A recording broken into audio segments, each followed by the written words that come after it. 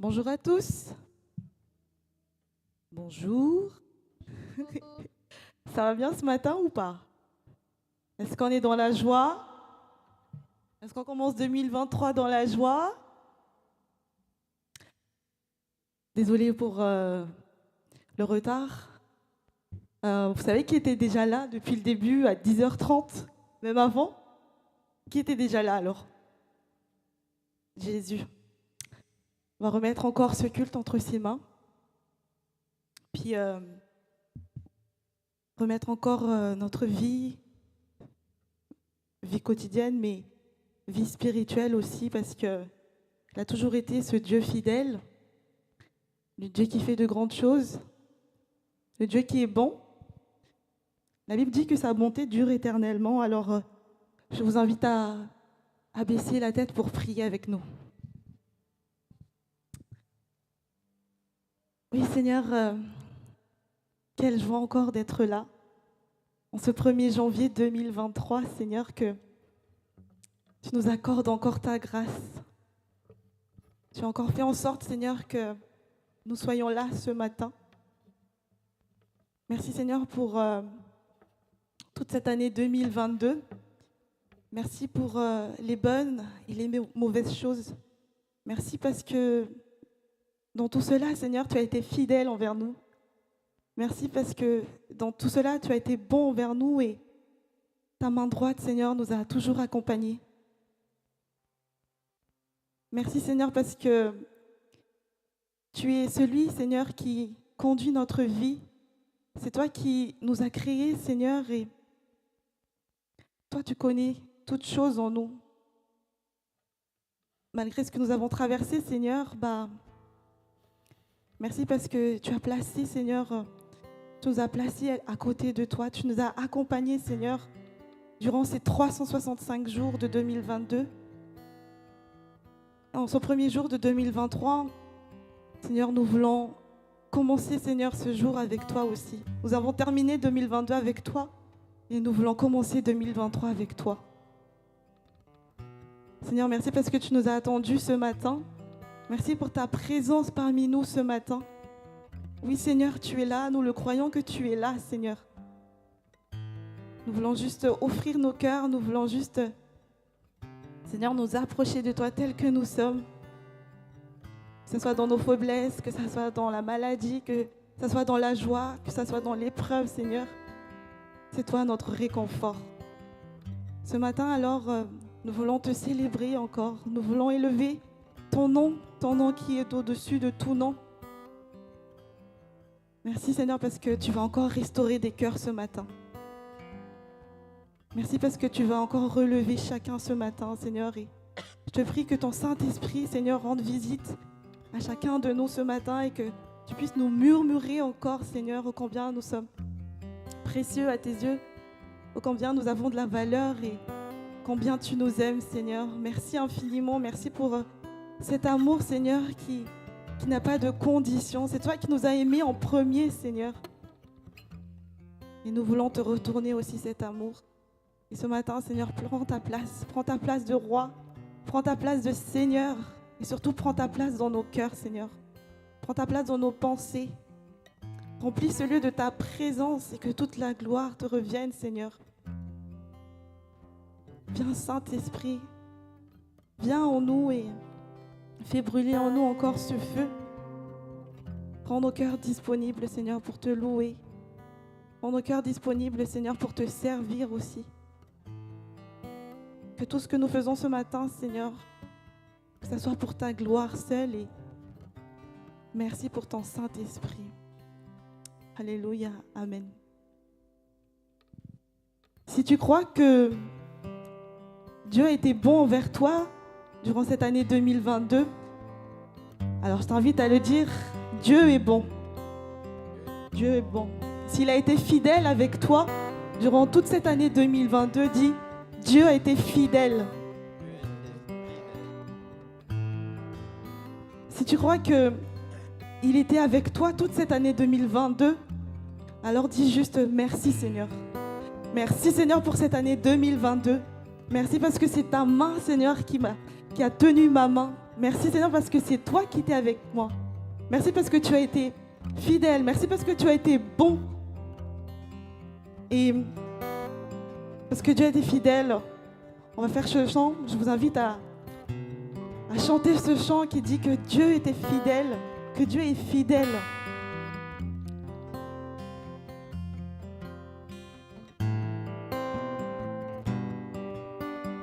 Fidèle, fidèle, fidèle, fidèle est notre Dieu. Fidèle est le Seigneur des Seigneurs. Fidèle, fidèle, fidèle, fidèle est notre Dieu. Fidèle est le Seigneur des Seigneurs. Fidèle, fidèle, fidèle, fidèle est notre Dieu. Fidèle est le Seigneur des Seigneurs. Fidèle, fidèle, fidèle, fidèle est notre Dieu. Fidèle est le Seigneur des Seigneurs. Fidèle, fidèle, fidèle, fidèle est notre Dieu. Fidèle est le Seigneur des Seigneurs. Fidèle, fidèle, fidèle, fidèle est notre Dieu. Fidèle est le Seigneur des Seigneurs. Tu es le roi des rois, le Seigneur des Seigneurs. Tout ce dont j'ai besoin, toute ma vie t'appartient.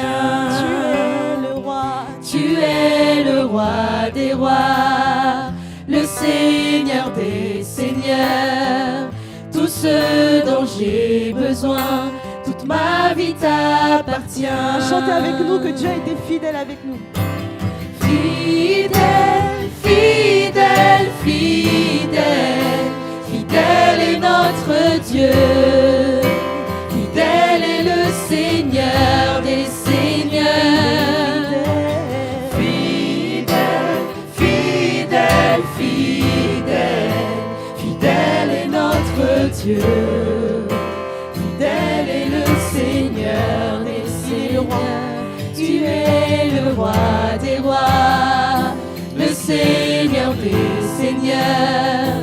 Tout ce dont j'ai besoin, toute ma vie t'appartient. Tu es le roi des rois, le Seigneur des Seigneurs. Tout ce dont j'ai besoin, toute ma vie t'appartient. On va dire que le Seigneur est digne maintenant. Digne, digne, digne, digne est notre Dieu. Digne le Seigneur des Seigneurs. Digne, digne, digne, digne est notre Dieu. Digne le Seigneur. Encore une fois, tu es digne, Seigneur, tu es tellement digne.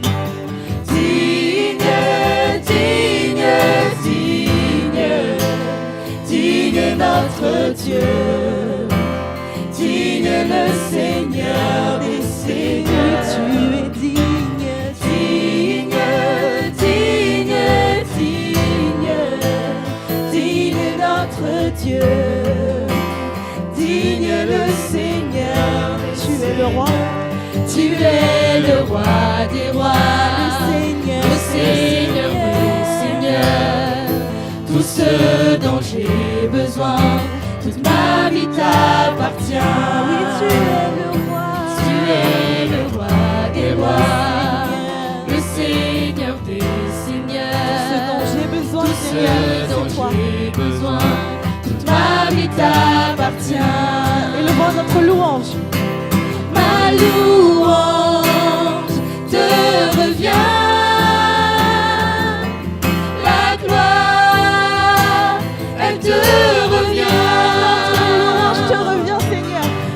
Louange te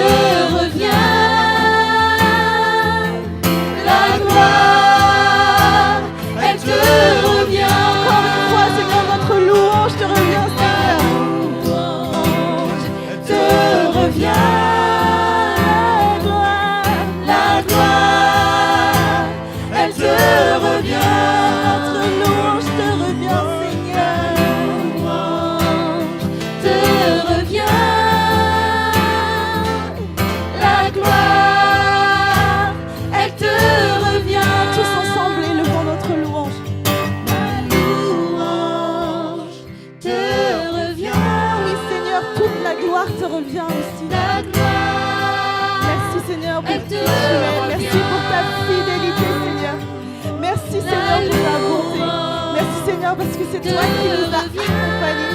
Merci parce que tu es là à chaque seconde, à chaque minute, à chaque heure de notre vie, Seigneur. Merci parce que tu as été fidèle. Merci, Seigneur, parce que c'est toi qui es toujours là, Seigneur. Malgré que nous nous éloignons, malgré que nous soyons infidèles, Seigneur, tu es toujours là, Seigneur. Tu nous donnes toujours ta main, Seigneur. Tu nous tends toujours ta main, Seigneur, et tu veux que nous revenons à toi, Seigneur. Pour cela, toute la louange te revient, Seigneur. Toute ta création te loue ce matin, Seigneur. Elle te revient. Encore une dernière fois, ma louange. La louange te revient. La gloire, elle te revient. Oui, Seigneur, toute la gloire te revient. La louange te revient. La gloire, elle te revient. Alléluia. Toute la gloire, Seigneur, te revient. Toute louange, Seigneur, te revient. Toute adoration te revient à toi seul, Seigneur. Et c'est entre tes mains, Seigneur, que nous voulons encore remettre notre vie. C'est entre tes mains, Seigneur, que nous voulons encore être. Viens nous couvrir, Seigneur, par tes bras d'amour. Et nous croyons que tu es là parmi nous ce matin. Et nous croyons aussi que tu es avec nous tous les jours de notre vie. Et ce matin, nous voulons le déclarer que notre vie est entre tes mains, Seigneur. Peu importe ce qui va arriver en 2023, notre vie est entre tes mains et allons, nous avons la paix.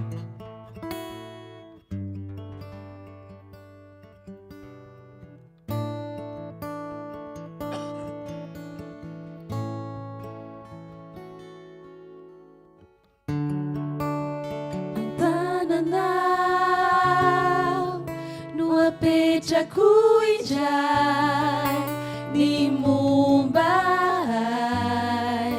recha ni fiai na ku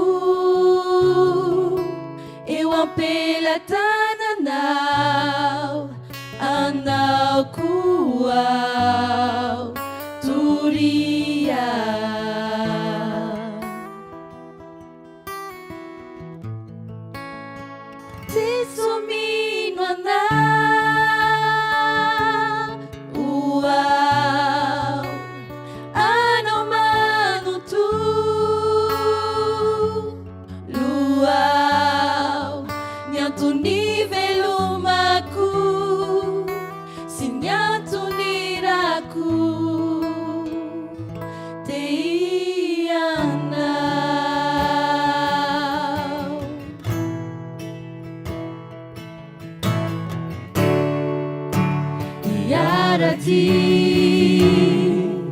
Mas anais aleanau na utsiki na tuman atukianau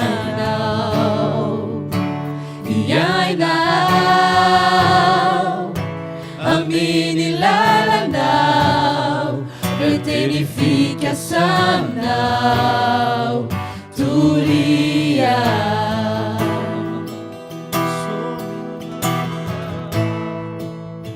Sim,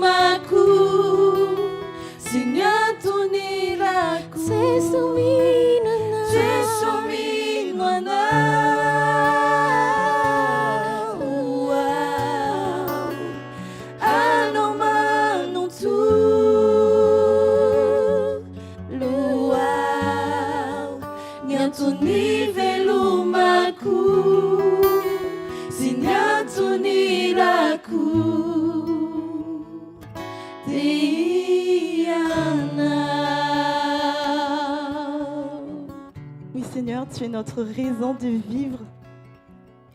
Oui Seigneur, c'est entre tes mains que nous voulons remettre encore cette année 2023. Qu'importe où nous irons, qu'importe où iront nos pieds, qu'importe où nous soyons Seigneur, je crois que tu es là avec nous et que tu seras avec nous.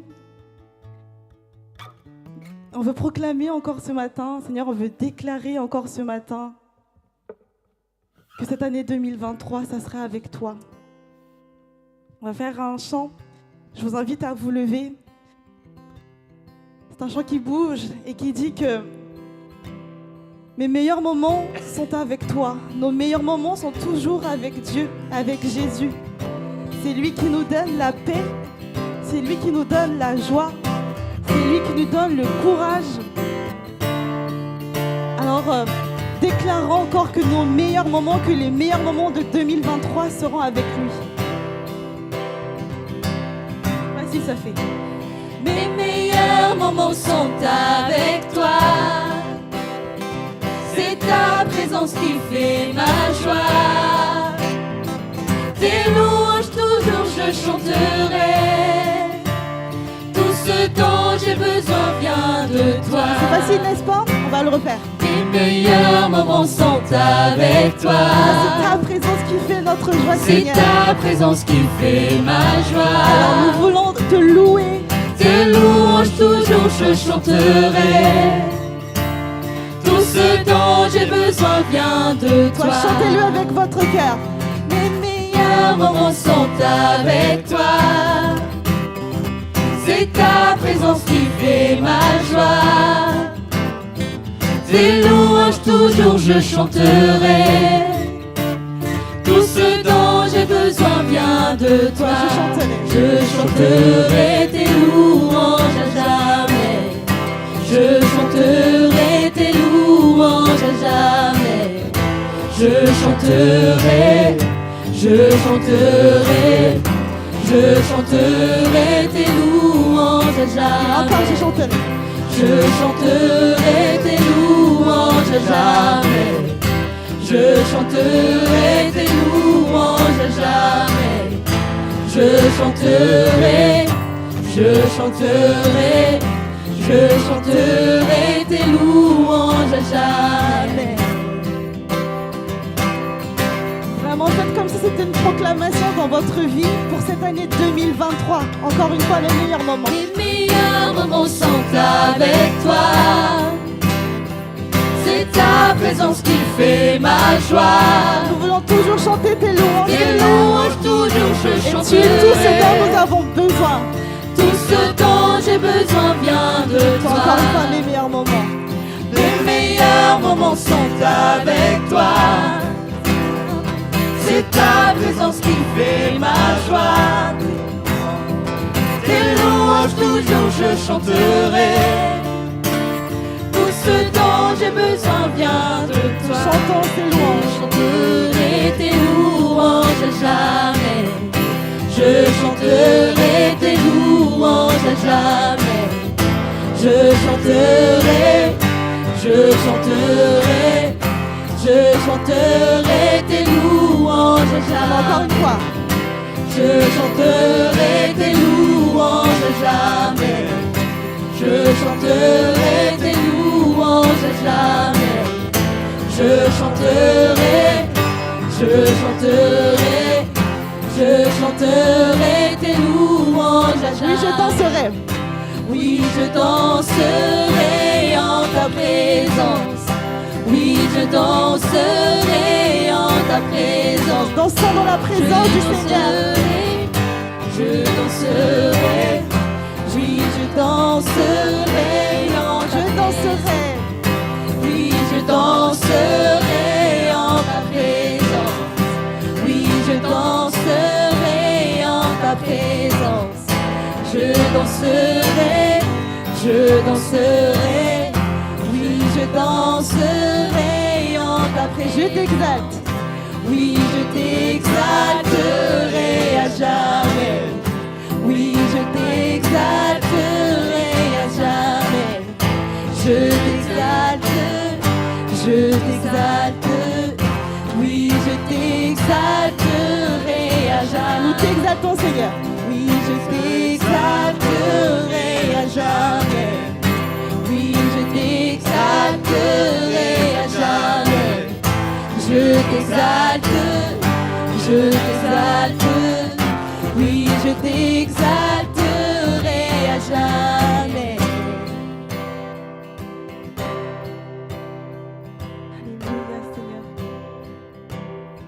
Nous voulons t'exalter. Nous voulons te louer. Nous voulons aussi danser dans ta présence parce que quand ta présence est là, Seigneur, il y a la joie. Quand ta présence est là, Seigneur, il y a la paix. Quand ta présence est là, Seigneur, il y a le calme et tout ce qu'il y a autour, Seigneur, se taise pour se fixer, pour se tourner vers toi. Et ce matin aussi, Seigneur, nous voulons fixer nos regards sur toi. Nous voulons nous tourner vers toi, Seigneur, et élever notre roi, élever notre Seigneur, celui qui a toujours été fidèle. Merci encore, Seigneur. Merci parce que tu vas encore faire de choses nouvelles pour cette année 2023. Nous le croyons, Seigneur, et nous le recevons aussi.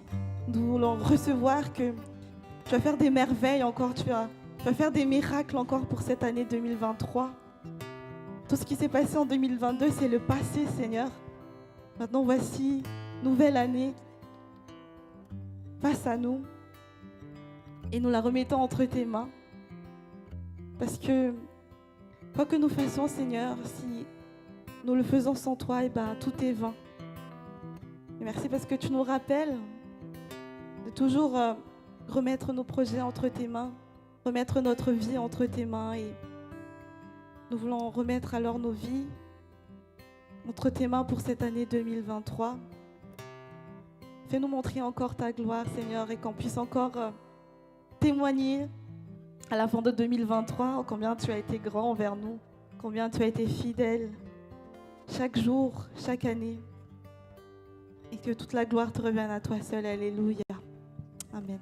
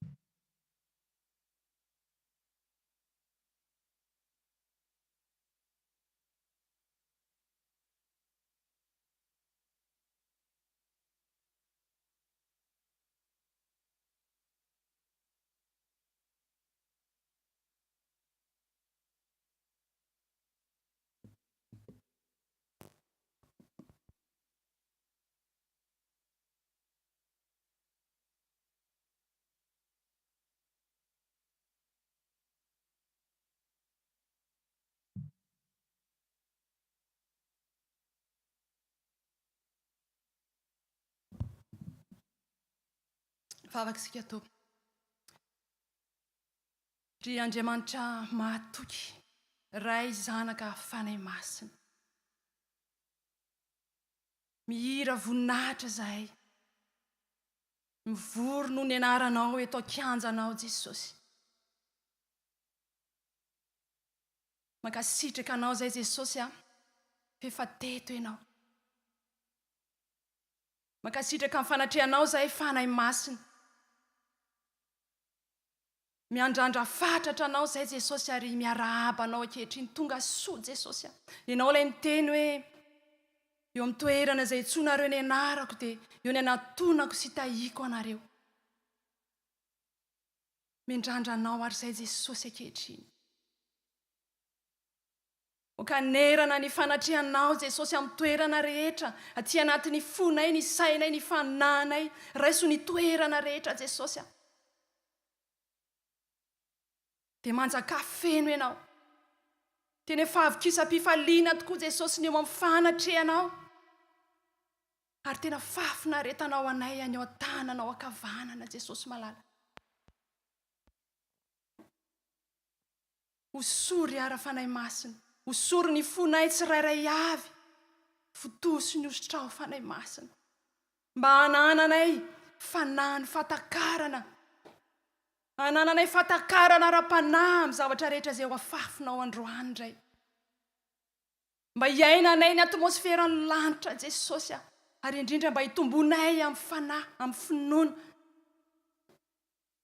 hitombo ny refim-panahinay androany Jesosy tsy taky nidiranay eto ny voahanay indray ary hanomboka ny taona miaraka aminao zay Jesosy andray ny teninao zay androany dia manatrefeno ara Jesosy malala fa zay sakana sy elanelana rehetra manimba mifantsompifandraisanay aminao Jesosy malala ny fanahy ny fampiviliana rehetra dia didina tsy anakery tsy anapahefana amin'ny anaranao Jesosy Kristy velona avy Nazareta fa roahana ny fary mirehetra afo mandrakizay dia manatre Jesosy miandrandra anao ny olonao dia rahalaza voninahitra ho anao rery any aleloia amen dia miaraba antsika tsirairay avy ankonan'Andriamanitra amin'ny anaran'i Jesosy Kristy na isika manatrika eto na ianareo izay manatrika mivantana dia miarahaba nahatratra ny taona vaovao 2024 ho aminareo tsirairay avy ny fahasoavana sy ny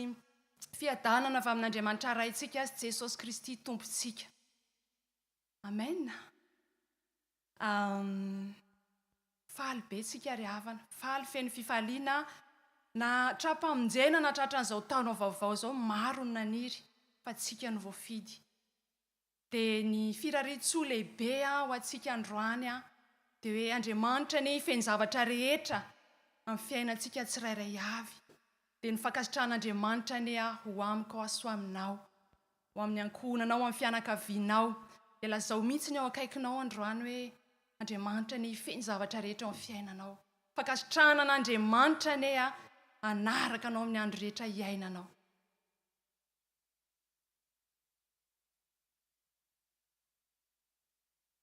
dia izao tsika ariavana dia tonga ny fotoana anoizantsika fiderana mandrakariva tena hoe tompiderana ho tompiderana ho antsika tsirairay avy izao taona vaovao izao fa ny fiderana riavana tena hoe arme puissante eo amin'ny fanjakan'Andriamanitra izao tsika mbola hanohy ny famakinany salamo fiderana vakitsika ny salamo 107 7 ny 9 hatramin'ny 9 rehefa vavakintsika amin'ny teny dia ataontsika ny hira fiderana voalahatra dia tsy mipetrakintsika raha tsy mivavaka tsangantsika tompoko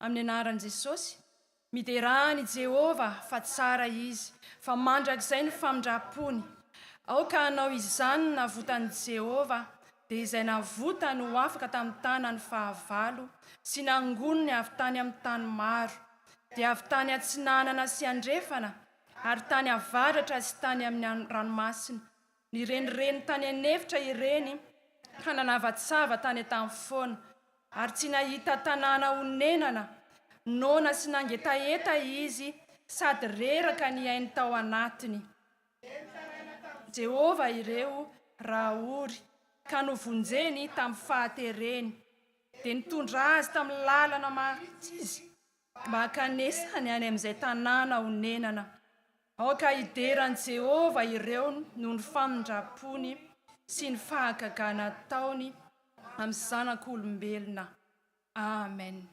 ataontsika ny hira voalahatra iterantsika an'Andriamanitra mifaliry havana mifalihy fa nahazo taom-baovao izay ny hira ataontsika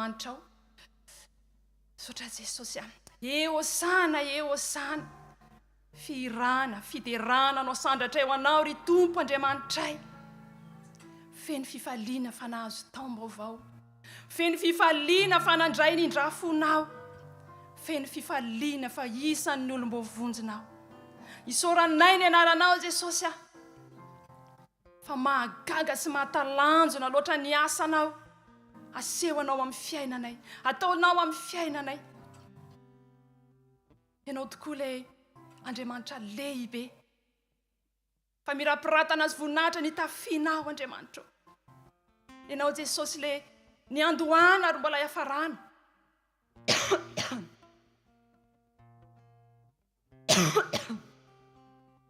ianao le taloha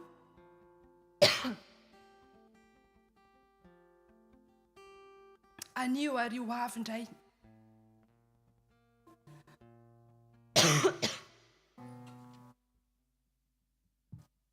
ianao lay tomponay lay mpanjakanay ianao lay manamarina anay manamasina anay le mampamendrika anay anana anjara lova ao amin'ny lanitra dia rainay ny anaranao jesosy ianao lay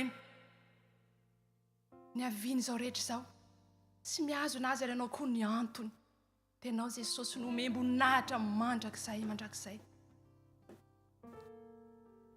velom-pakasitrahana anao zay jesosy ny amin'izao fotoana zao mbola ahafahanay mbiomombavaka miray fo miray saina miray fanahy eto amin'ny fanatrehanao eto amin'ny tempolinao jesosy malala sotranao zay jesosy ny amin'ny fitondranao anay tamin'ny taona lasa 2024 iny jesosy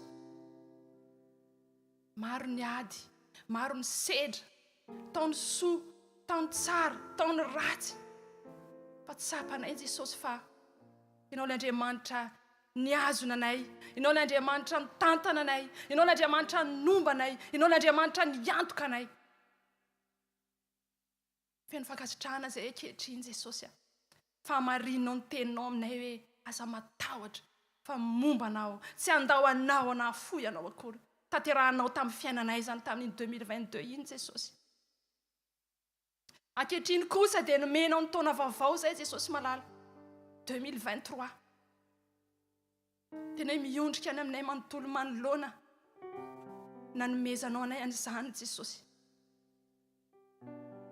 isany nataonao nahatratra an'izany izay ary tena azonay antoka jesosy fa ianao no mbola andray atanana no avinay manontolo amin'ity 2023 ty ianao no mbola ifeny zavatra rehetra n'ity 2023 ty indray jesosy malala na inona ho tafidrivotra na inona ho ady jesosy dia mahatoky zay fa andriamanitra mahatoky ianao tsy manarany amin'ny atsasadalana ianao fa mitondra anay amin'ny fifaliana mahatretrika amoaka anay ianao jesosy voninahitra ao no hita amin'ny fiainanay tsirairay avy dia raina ny anaranao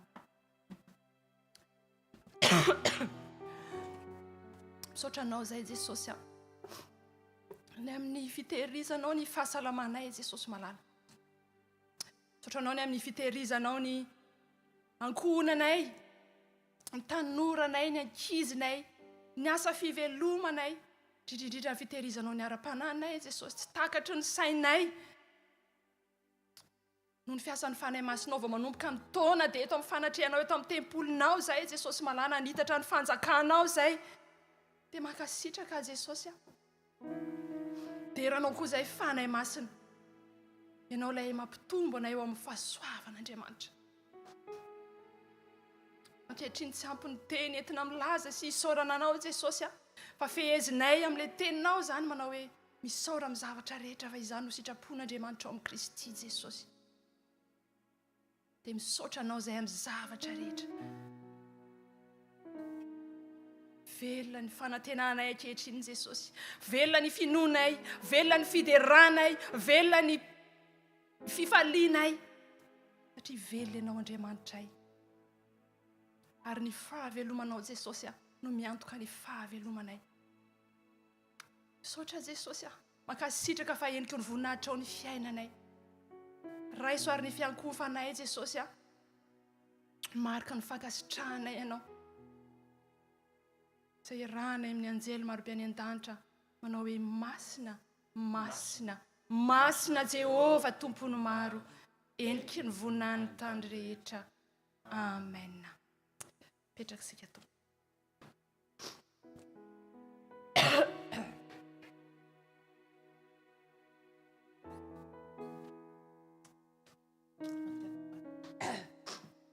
Safady kokoa zao tsika dia tonga sady amin'ny fotoana andrenesantsika ny teny sitrapon'Andriamanitra. Anao hira anankiray tsika atosika ny fanahy masina ameno atsika trany ampifantoka atsika andraisantsika ny teniny.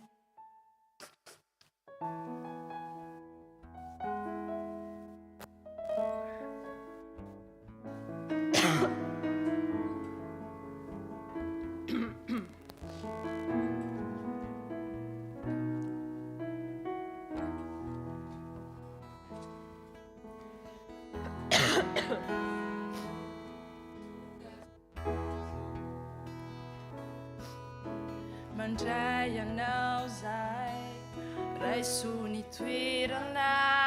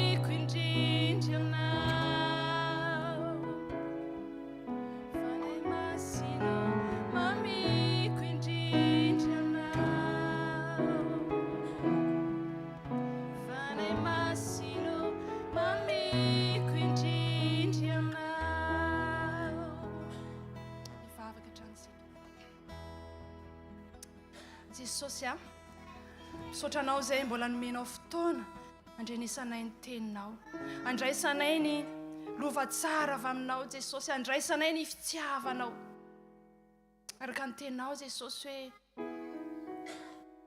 ho tonga ianao hanome ny teny hasitrana anay dia hitondray teny avy aminao ary zay Jesosy amin'ny alalan'ny teninao. Ankehitriny Jesosy dia sokafy ny sofim-panahinay, ny fonay, ny sainay, andraisanay an'izany teninao zany Jesosy malala, andraisanay ny fampianarana nitsy anay eo amin'ny sitraponao.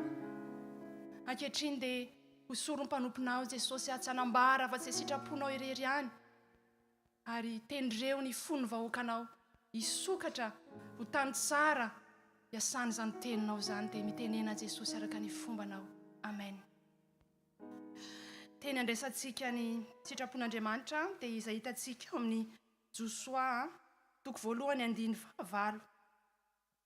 Josoa toko voalohany 9:9.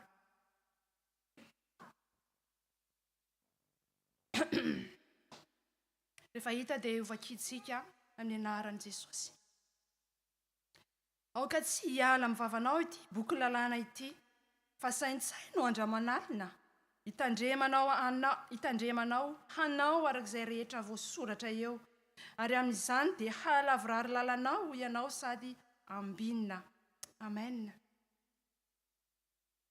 Dia izay ny teny nameny Tompo antsika ry havana, teny tsy vaovao amintsika, tena efa re matetika, fa amin'izao fiandohan'ny taona vaovao zao dia mampatsiahy antsika Andriamanitra ny amin'ny fototry ny finoantsika, ary mampahery antsika izy amin'ny alalan'ny teny eo amin'ny Josoa io, mba hahatonga antsika hoe anaraka sy hitandrina izay voalaza ao anatin'ny bokin'ny fiainana, Baiboly ny bokin'ny fiainana ry havana. Tsy miova ny fikasan'Andriamanitra amintsika hatrany amin'ny testameta taloha tany dia ny hampandova ny zanak'Israely ny tany Kanana no fikasan'Andriamanitra.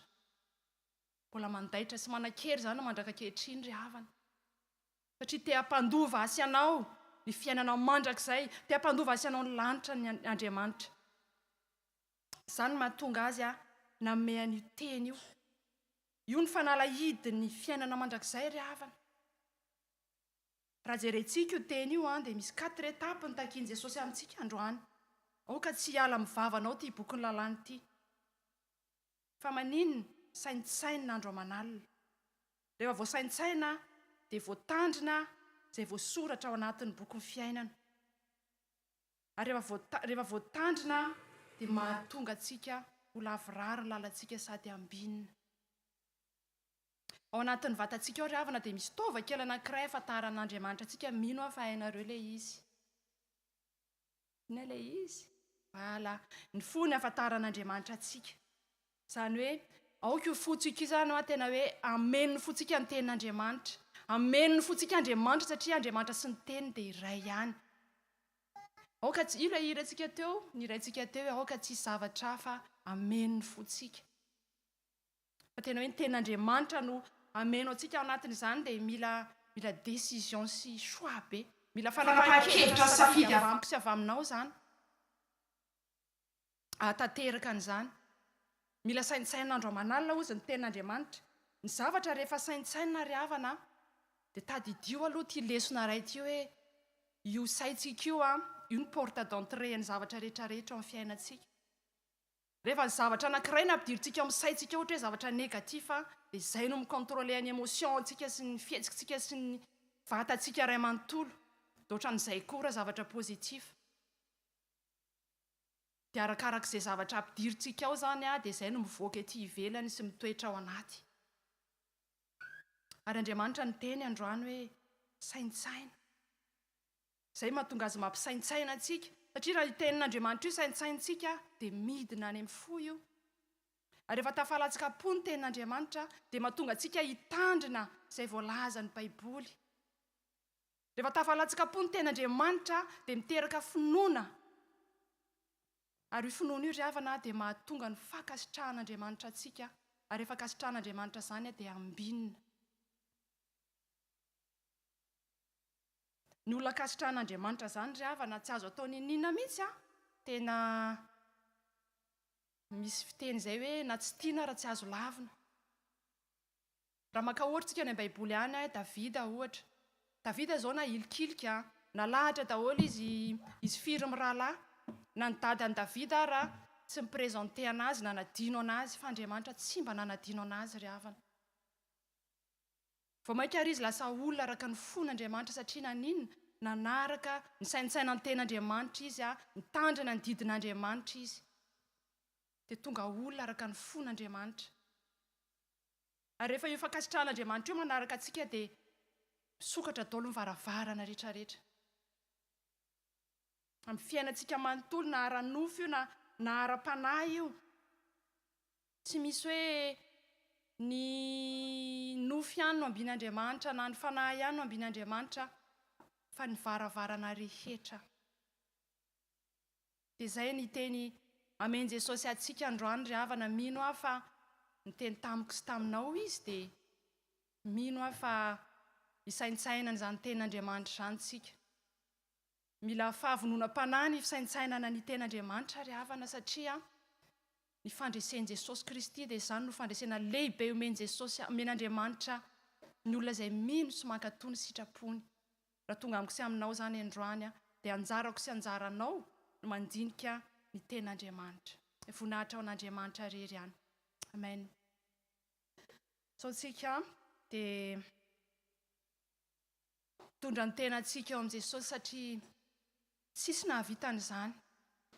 Tsisy nahavitan'izany tsika rehetrarehetra eo hoe saintsaina lalina ny ten'Andriamanitra hoe Jesosy namenona ny fo fa misy zavatra hafa foana, misy zavatra hafa foana.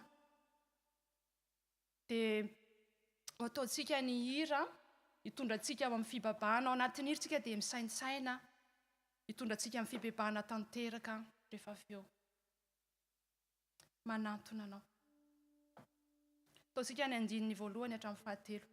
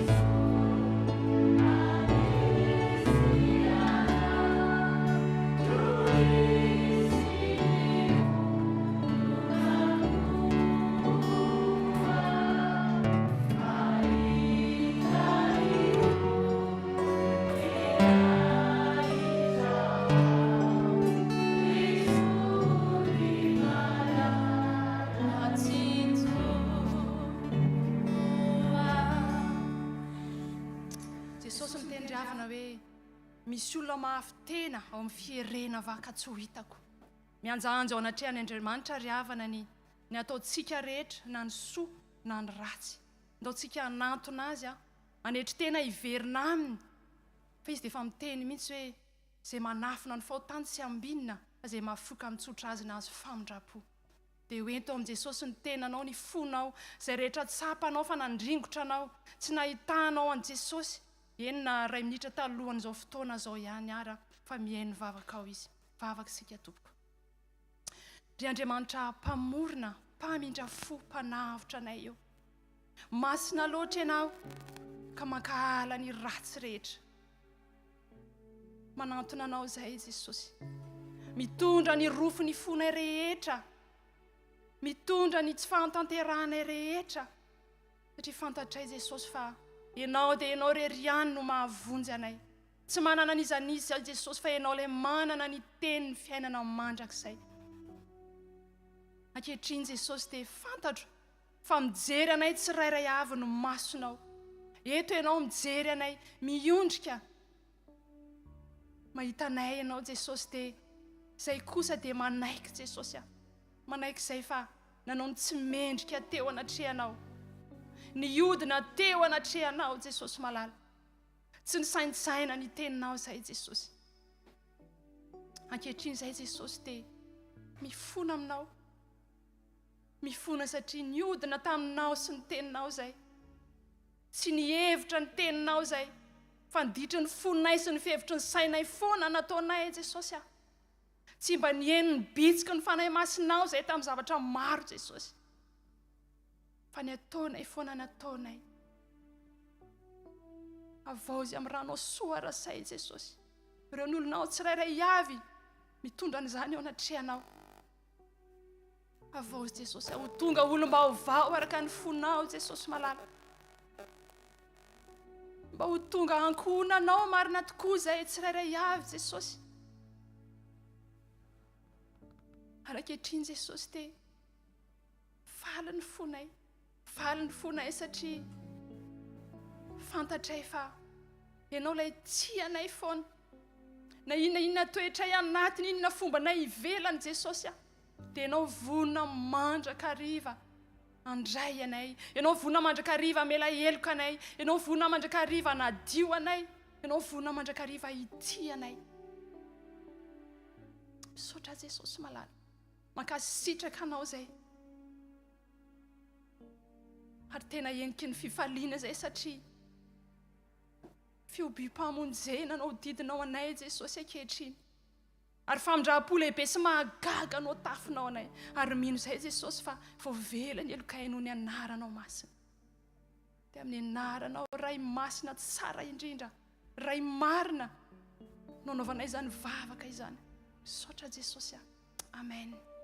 Amen. Dia mitsangana ry havana, manana teny amiko sy aminao ny tompo androany. Ampahery, anangana, amela heloka andray izy. Dia raiso ny teny famelan-keloka ho antsika izay mibebaka marina tokoa. Amin'ny anaran'i Jesosy, hositraniko ny fihodinany, ho tia azy tsy hovizonanao, fa efa niala taminy ny fahatezerako. Fa amin'ny fifaliana no ivoahanareo, ary amin'ny fiadanana no hitondrana anareo. Amen. Petraka sika to.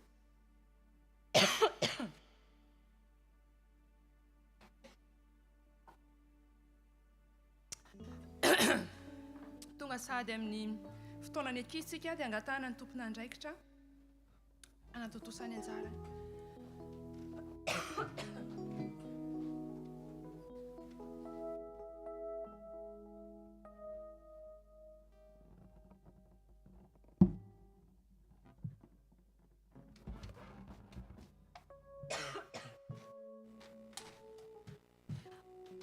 Bonjour les amis, je vous invite à vous lever pour prier.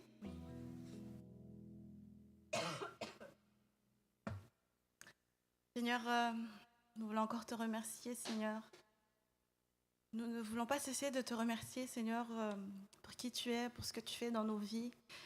Merci, Seigneur, pour ce temps encore que tu permets d'avoir, Seigneur, entre frères et sœurs en Christ.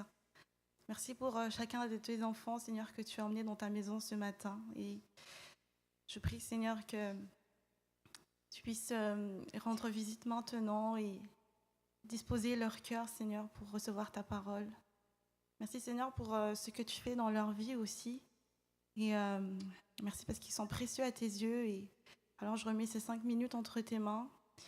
Saint-Esprit, je te demande de conduire ce temps et que vraiment, que tous les mots qui sortent de ma bouche viennent de toi seul. Et C'est toi seul, Seigneur, qui peut changer des vies. Et nous prions aussi pour nos frères et sœurs qui n'ont pas pu être avec nous ce matin, là où ils sont.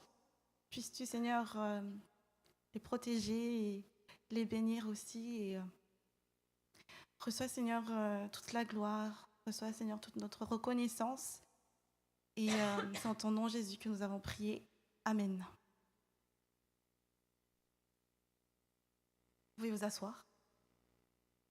Ce matin, j'ai une petite vidéo qu'on va regarder maintenant. Yeah! What's in there? What's in there? Open the damn thing out. What's in there? Yeah! Pajamas! Yeah! Yeah! Yeah! Pajamas! Yeah! Voilà. Qui a eu des cadeaux à Noël? Levez les mains, ceux qui ont eu des cadeaux, les enfants. Waouh, vous avez tous eu des cadeaux? Qui a été reconnaissant pour ses cadeaux? Qui a réagi comme ça pour ses cadeaux? Non? Ah, vous étiez triste alors pour vos cadeaux? Non? Oui, c'est bien. Et le petit garçon, là, qu'est-ce qu'il a eu comme cadeau? Un pyjama. Et comment il a réagi en recevant un pyjama? Hein? Comment il a réagi à ça, le petit garçon? Oui, il était content. Il était juste content? Ah oui, il a sauté, il était trop content même. Peut-être on se dit, un pyjama, c'est rien. On se dit, oh, pyjama. Moi, on m'achète ça tous les mois, un pyjama. Et pourtant, ce petit garçon, rien qu'en recevant un pyjama, il était trop heureux. Il était tellement content, il a sauté partout. Et ce que je veux en venir, c'est que on va ouvrir nos Bibles. Comment pouvez-vous décrire alors l'attitude du petit garçon? Je crois que j'ai entendu. La reconnaissance. On va ouvrir nos Bibles dans 1 Thessaloniciens, chapitre 5, verset 18. Tati Kati l'a dit tout à l'heure. Et je demanderai à quelqu'un de le lire, s'il vous plaît. 1 Thessaloniciens, chapitre 5, le verset 18. Si on a la même Bible, c'est la page 778. Mais bon, je sais que vous connaissez votre Bible et que vous savez où c'est. Oui, Océa. Lève-toi, s'il te plaît.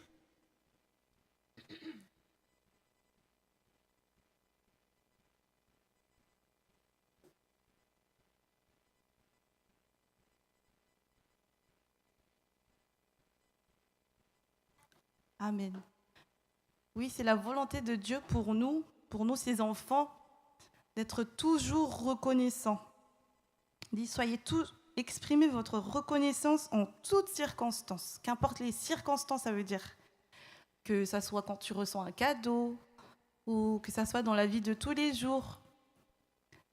Tous les ans, on nous dit, à chaque début d'année, qu'est-ce que les personnes ils disent? Ah, cette année, je vais avoir des nouvelles.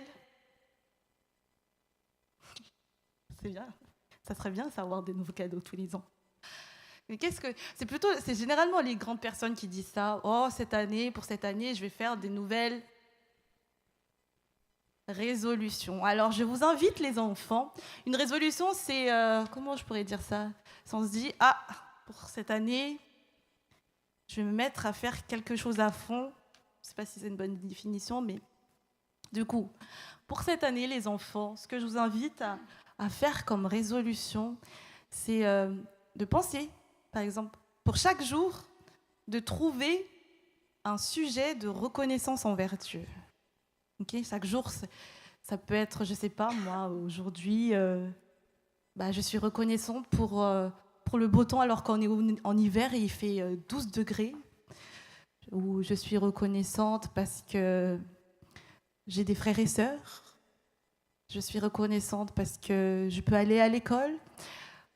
Vraiment, je vous invite à prendre cette résolution pour cette année 2023 et pour chaque jour, d'essayer en tout cas de trouver un sujet de reconnaissance envers notre Dieu. Et tout à l'heure, Tati Kadi a dit que c'est ce que nous faisons entrer dans nos cœurs en fait qui reflète après ce qu'il y a.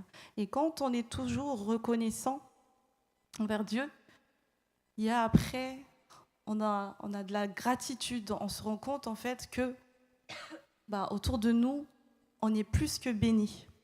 Et voilà mon petit message ce matin. À Dieu seul soit la gloire. J'invite quelqu'un à venir prier. Alors du coup, s'il vous plaît.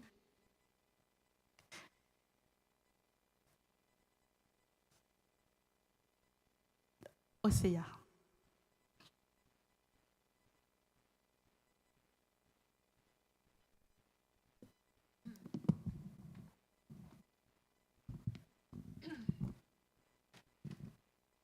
Prions. Merci Seigneur Jésus encore pour ces 5 minutes d'Essékoulalade. Merci Seigneur Jésus pour le souffle de vie. Et Seigneur Jésus, je mets entre tes mains le reste de ce culte. Et merci Seigneur Jésus parce qu'on est reconnaissant pour chaque chose. Et parce qu'on est toujours heureux. Et Seigneur Jésus, c'est en ton nom que j'ai fait cette prière. Amen.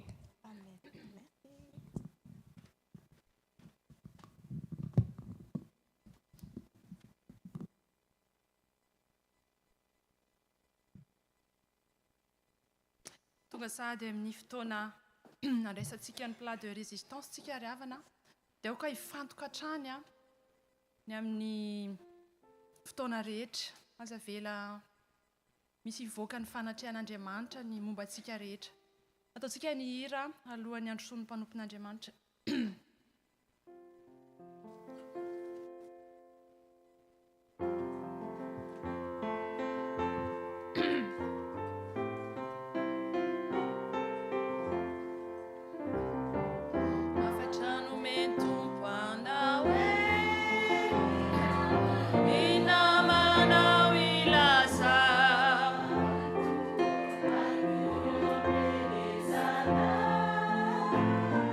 Santi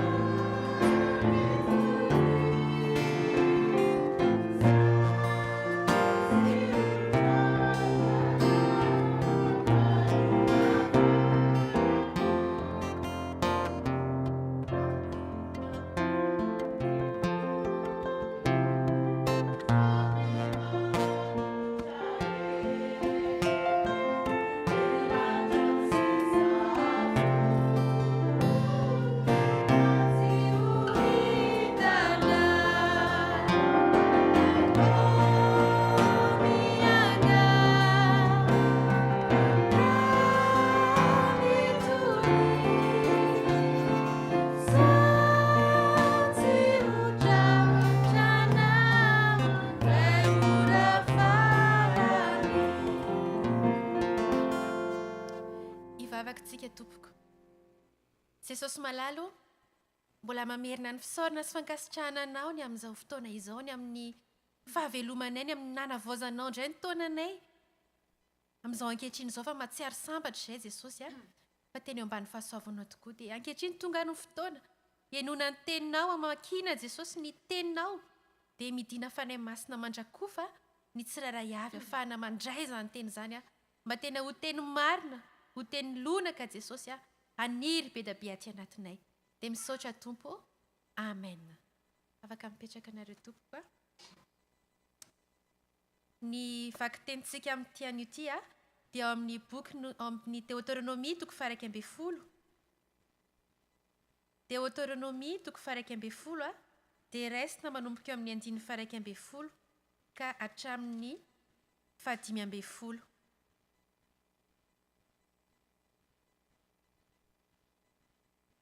Deutéronomie toko faha 12 ny 9 ka hatramin'ny 15. Amin'ny anaran'i Jesosy vaky toy izao izany. Fa ny tany izay efa alehanareo lovana dia tany be tendrombohitra sy lohasaha sady mifoka rano avy amin'ny ranonoran-danitra, dia tany izay tandreman'i Jehovah Andriamanitra ao. Ny mason'i Jehovah Andriamanitra ao mitsinjo azo mandrakariva hatramin'ny fiandohan'ny taona ka hatramin'ny fiafarany.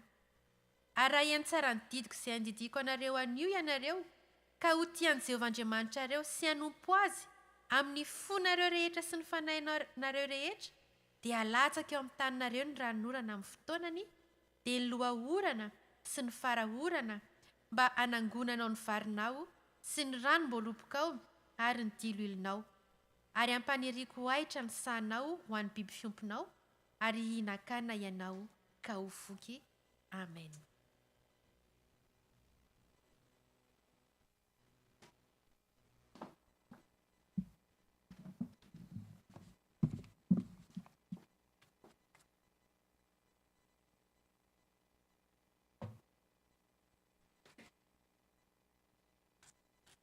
Amin'ny zavatra rehetra mahazavatra, amin'ny fomba tsika rehetra na vomvona matory, ravanao zavatra tsika, dia vavaka no anombohana azy.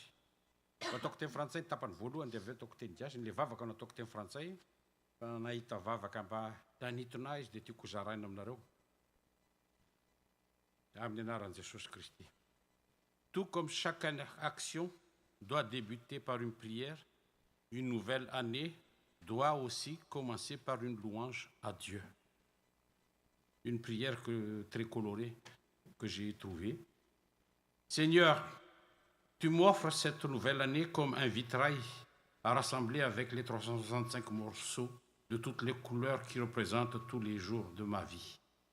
J'y mettrai le rouge de mon amour et de mon enthousiasme, le mauve de mes peines et de mes deuils, le vert de mes espoirs et le rosé de mes rêves, le bleu ou le gris de mes engagements ou de mes luttes, le jaune et l'or de mes moissons.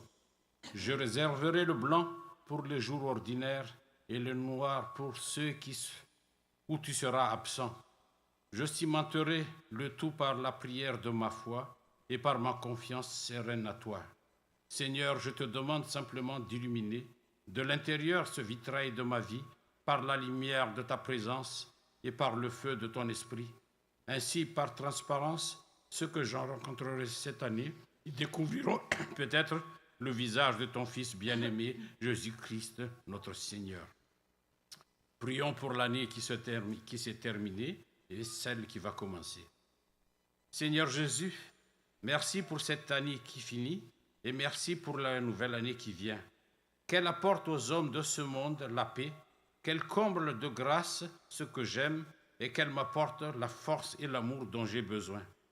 Dans cette année qui finit, des hommes ont souffert. Guérissez, si possible, diminuez le mal ou le chagrin.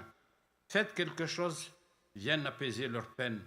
Faites que quelqu'un s'en aille les aider et que cette nouvelle année leur fasse du bien. Dans cette année qui finit, je n'ai pas été ce que j'aurais dû être. Faites-moi meilleur, mon Dieu, moins dur avec les autres, plus patient, plus fort, plus exigeant avec moi-même, plus vrai dans mes paroles, plus actif dans mes travaux, plus obéissant, plus rieur aussi, et que demain soit plus beau qu'aujourd'hui, plus grand. Merci pour cette année qui finit. Merci pour cette nouvelle année qui vient. Et pour cette nouvelle année, prions pour que cette nouvelle année soit l'année de l'amour et de la paix. Prions pour que la paix règne dans nos cœurs. Seigneur, aide-nous à lutter contre nos penchants mauvais. Tant de tentations nous entourent. Aide-nous, Seigneur, à ne pas perdre de vue l'Éternel et la vérité. Aide-nous, Seigneur, à aimer notre prochain comme tu nous le demandes. Aide-nous, Seigneur, à sortir de notre égoïsme et de nos jalousies. La route de ta volonté est longue et rugueuse, mais reste à nos côtés, Seigneur. Aide-nous à relever chaque fois que nous tombons. Garde notre foi, Seigneur, pure et forte, comme celle d'un enfant. Si tu nous tiens la main, cette année, tout se passera bien, car rien n'est impossible à Dieu. La nouvelle année est devant nous et c'est l'heure de nouvelles résolutions. Nous avons là une occasion de revoir nos priorités et de nous fixer nos objectifs spirituels pour progresser concrètement dans notre amour pour Dieu et dans la connaissance de sa révélation. La Bible nous apprend qu'il y a un immense bénéfice spirituel à connaître et à méditer la volonté de Dieu. Que ce livre de la loi ne s'éloigne point de ta bouche. Médite-le jour et nuit pour agir fidèlement selon tout ce qui est écrit. Et c'est alors que tu auras du succès dans tes entreprises. Et c'est alors que tu réussiras. Josué 1:8. Amen.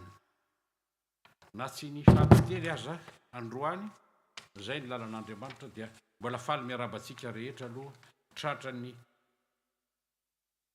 taona vaovao ity, araka ny efa teny teo dia ho taona ziny feno fahasoavana ny fiadanan'Andriamanitra no tononona amintsika rehetra. Dia efa hita ihany koa fa teo na tamin'ny salamo fiderana na ny tamin'ny sitrapon'Andriamanitra dia mifandray le teny. Zay ny asan'ny fanahy masina, tsisy ny resaka isika na tsisy ny fampanontany fa zay no afatra. Ialatsina le teo fa teo voatara fa limaly adiniko na nome anareo ny texte. Fa ny texte zany dia le amin'ny Deutéronomie io le fa nivakina teo le 11 manomboka amin'ny 12 ary mbola mitohy aza moa izy iny dia hatrany amin'ny 15-16 ihany mbola misy hatrany amin'ny 17 izy misy zavatra maro. Fa ny tena angalantsika azy ny teny andraisantsika ny afatra androany dia ny Deutéronomie 11:12 le verset B le faharoa, zay mivaky aminaran'i Jesosy hoe ny mason'i Jehovah Andriamanitra ao mitsinjo azy mandrakariva hatramin'ny fiandohan'ny taona ka hatramin'ny fiafarany. Zay ny teny zany hoe Andriamanitra zany miaraka amintsika foana manomboka ny fetohan'ny taona ka hatramin'ny faran'ny taona sy amin'ny manaraka satria izy ny tompon'ny haitsika. Efa nataoko teo le vavaka amin'ny taona ny taona lasa sy ny taona ho avy. Fa amin'ity texte ity dia inona ny zavatra maro dia hoe tsodrano manome Andriamanitra hoe ho araha masoko nareo manaraka omeko ny zavatra rehetra nareo, fa kosa mila araka ny fahita enitsika tamin'ny sitrapon'Andriamanitra teo koa, mila mivavaka fankafandray fankazara tsy to foana mivavaka amin'Andriamanitra. Fa rehefa tsy manana finoana ka misaraka amin'Andriamanitra dia tsy ho azontsika izany. Zany hoe Andriamanitra tsy dia hoe tena mamay-poana hoe affront perdu, fa mamezy zavatra fa mitaky amintsika koa izy, mitaky atsika foana izy. Na Jesosy Kristy tompo aza teo amin'ny hazo fijaliana dia nanolotra ny ainy amonjy atsika, fa nitakiny tamintsika kosa dia nianana finoana aminy sy anao ny sitrapony. Dia zay ny zavatra lehibe zany amin'tikatra mason'i Jehovah ity, mitsinjo mandrakariva izy, fa saingy kosa izy mametraka hoe araona didiko aza araka hitantsika tao amin'ny Joshua teo iny, tsy azo adino tenin'Andriamanitra iainana izay no apetrany amintsika. Tsy ihany zay hoe ary amin'ny 9:1 izy mako dia hoe kanefa mitandremy ianareo fandrao voafitaka ny fonareo ka ivily anompo andriamanikafa tsy ankohaka eo anatrehany ianareo dia irehatra aminareo ny fahatezeran'i Jehova dia anampina ny lanitra izy ka tsy hisy ranonorana ary tsy havokatra sisy ny tany dia ho lanindrikana haingana ianareo eo amin'ny tany soa nomeny Jehova anareo tany soa nomeny Jehova antsika ary tsika na ny Madagasikara na ty dia zao an'Andriamanitra daholo ny tany rehetrarehetra tsika nefa aminay tany razanay ny Madagasikara ve tokoa zao fa tsika mipetraka dia raha amin'ny Kristy tsy misy hoe tany razanay ty tany rehetrarehetra ty dia n'Andriamanitra fa nametrahany eto fotsiny dia zay le hoe mila mino an'Andriamanitra mametraka fotoana sy fatokisana ny tompontsika fa tsy hanompo andriamanikafa ka andriamanikafa manko misy be da be fivavahana za misy mivily tsy araka zay tokony araka ny amin'ny baiboly tsika moa ny zay no mahafifoazana antsika dia misoratra masina rery ihany taritany fanahy masina tsika dia zay voalaza atao amin'ny baiboly no rahantsika fa tsika tsy mamorona satria fanamen'Andriamanitra ny mode opératoire fa tsika ihany miaplike azy dia zay le izy fa le andriamanikafa manko ny sasany dia zao dia efa variana hoe sa ao ny vola ao ny fitediavana ao ny zavatra maro ny fahaizana ny rehetrarehetra reny lasa andriamanikafa ndray dia hoe dia zay nanao réveillon zao maly fa raha tena marina dia tokony rehefa taona vaovao dia tonga nisaotra an'Andriamanitra fa mety efa reraka koa ny sasany satria hatramin'ny 5 amin'ny 4 maraina 7 maraina vao mijanona tadidiko zany tamin'ny fahatanyndroana aloha tamin'ny mbola tsy mivavaka firy rehefa tena mandeha dia mamonjy ny réveillon mitety mifampitetetety indrindra moa tany-Tananarivo le taloha tamin'ny mbola kalma tsara ny andro mbola afaka mivoaka tsisy olana manomboka ny réveillon mitrano anankiray dia vita dia voavadika ny taom-baovao dia lasa mamonjy ary amin'ny anankiray le havana na namana dia mipitapito andrazany mandraparay ny andro fa tsy mijanona eo mandraparay ny andro amin'ny toerana ray fa vezivezy ohatran'izay le taloha dia rehefa aveo rehefa reraka ny maraina rehefa mivalo iny tsy tafafotsony dia tsy mandeha miangona tsy mandeha mivavaka tsy misaotra ny tompontsony akory ary tamin'izany zany tsy dia misy misaotra ny tompo akory fa le fety ny tena betsaka fa rehefa tonga ny fotoana amoazan'ny tompo atsika dia matsiaro tsika dia amin'izay tsika no mifona hoe tsy tamin'ny fahalalana iny hoe fa zay vao tonga ny fotoanan'ny tompo ka ahoana moa zany rehefa tonga ny taom-baovao tonga ny taona vaovao dia inona ny zavatra atao voalohany dia le vœu zany le manao ny vœu dia ny zavatra fanontaniana voalohany ety anatsika dia hoe inona indray zao no azo n'ity taona vaovao ty inona no asorony amin'ity taona vaovao ty ny valiny dia zao tsy hisy malala fa Andriamanitra ihany no malala azy tsy hisy malala ny zavatra avoaka n'ity taona ity tsika na anankiray azy fa apetraka amin'Andriamanitra dia rehefa manao n'le firalitsody hoe inona ny tena zava voalohany indrindra dia matetika ny fahasalamana ny fahombiazany ny anankarena nanambola sy ny karazany fahasalamana moa ny tinisany zavatra rabe dia zay ve ny zava-dehibe indrindra satria ny tsirairay avy samy manana ny fanantenany manana koa ny projet ny fikasany dia samy mieritreritra daholo tsika ho tanteraka zany fa zao fotsiny zay ny fikasana sy ny fanantenantsika fa zao fotsiny tsy fantatritsika io na ho tanteraka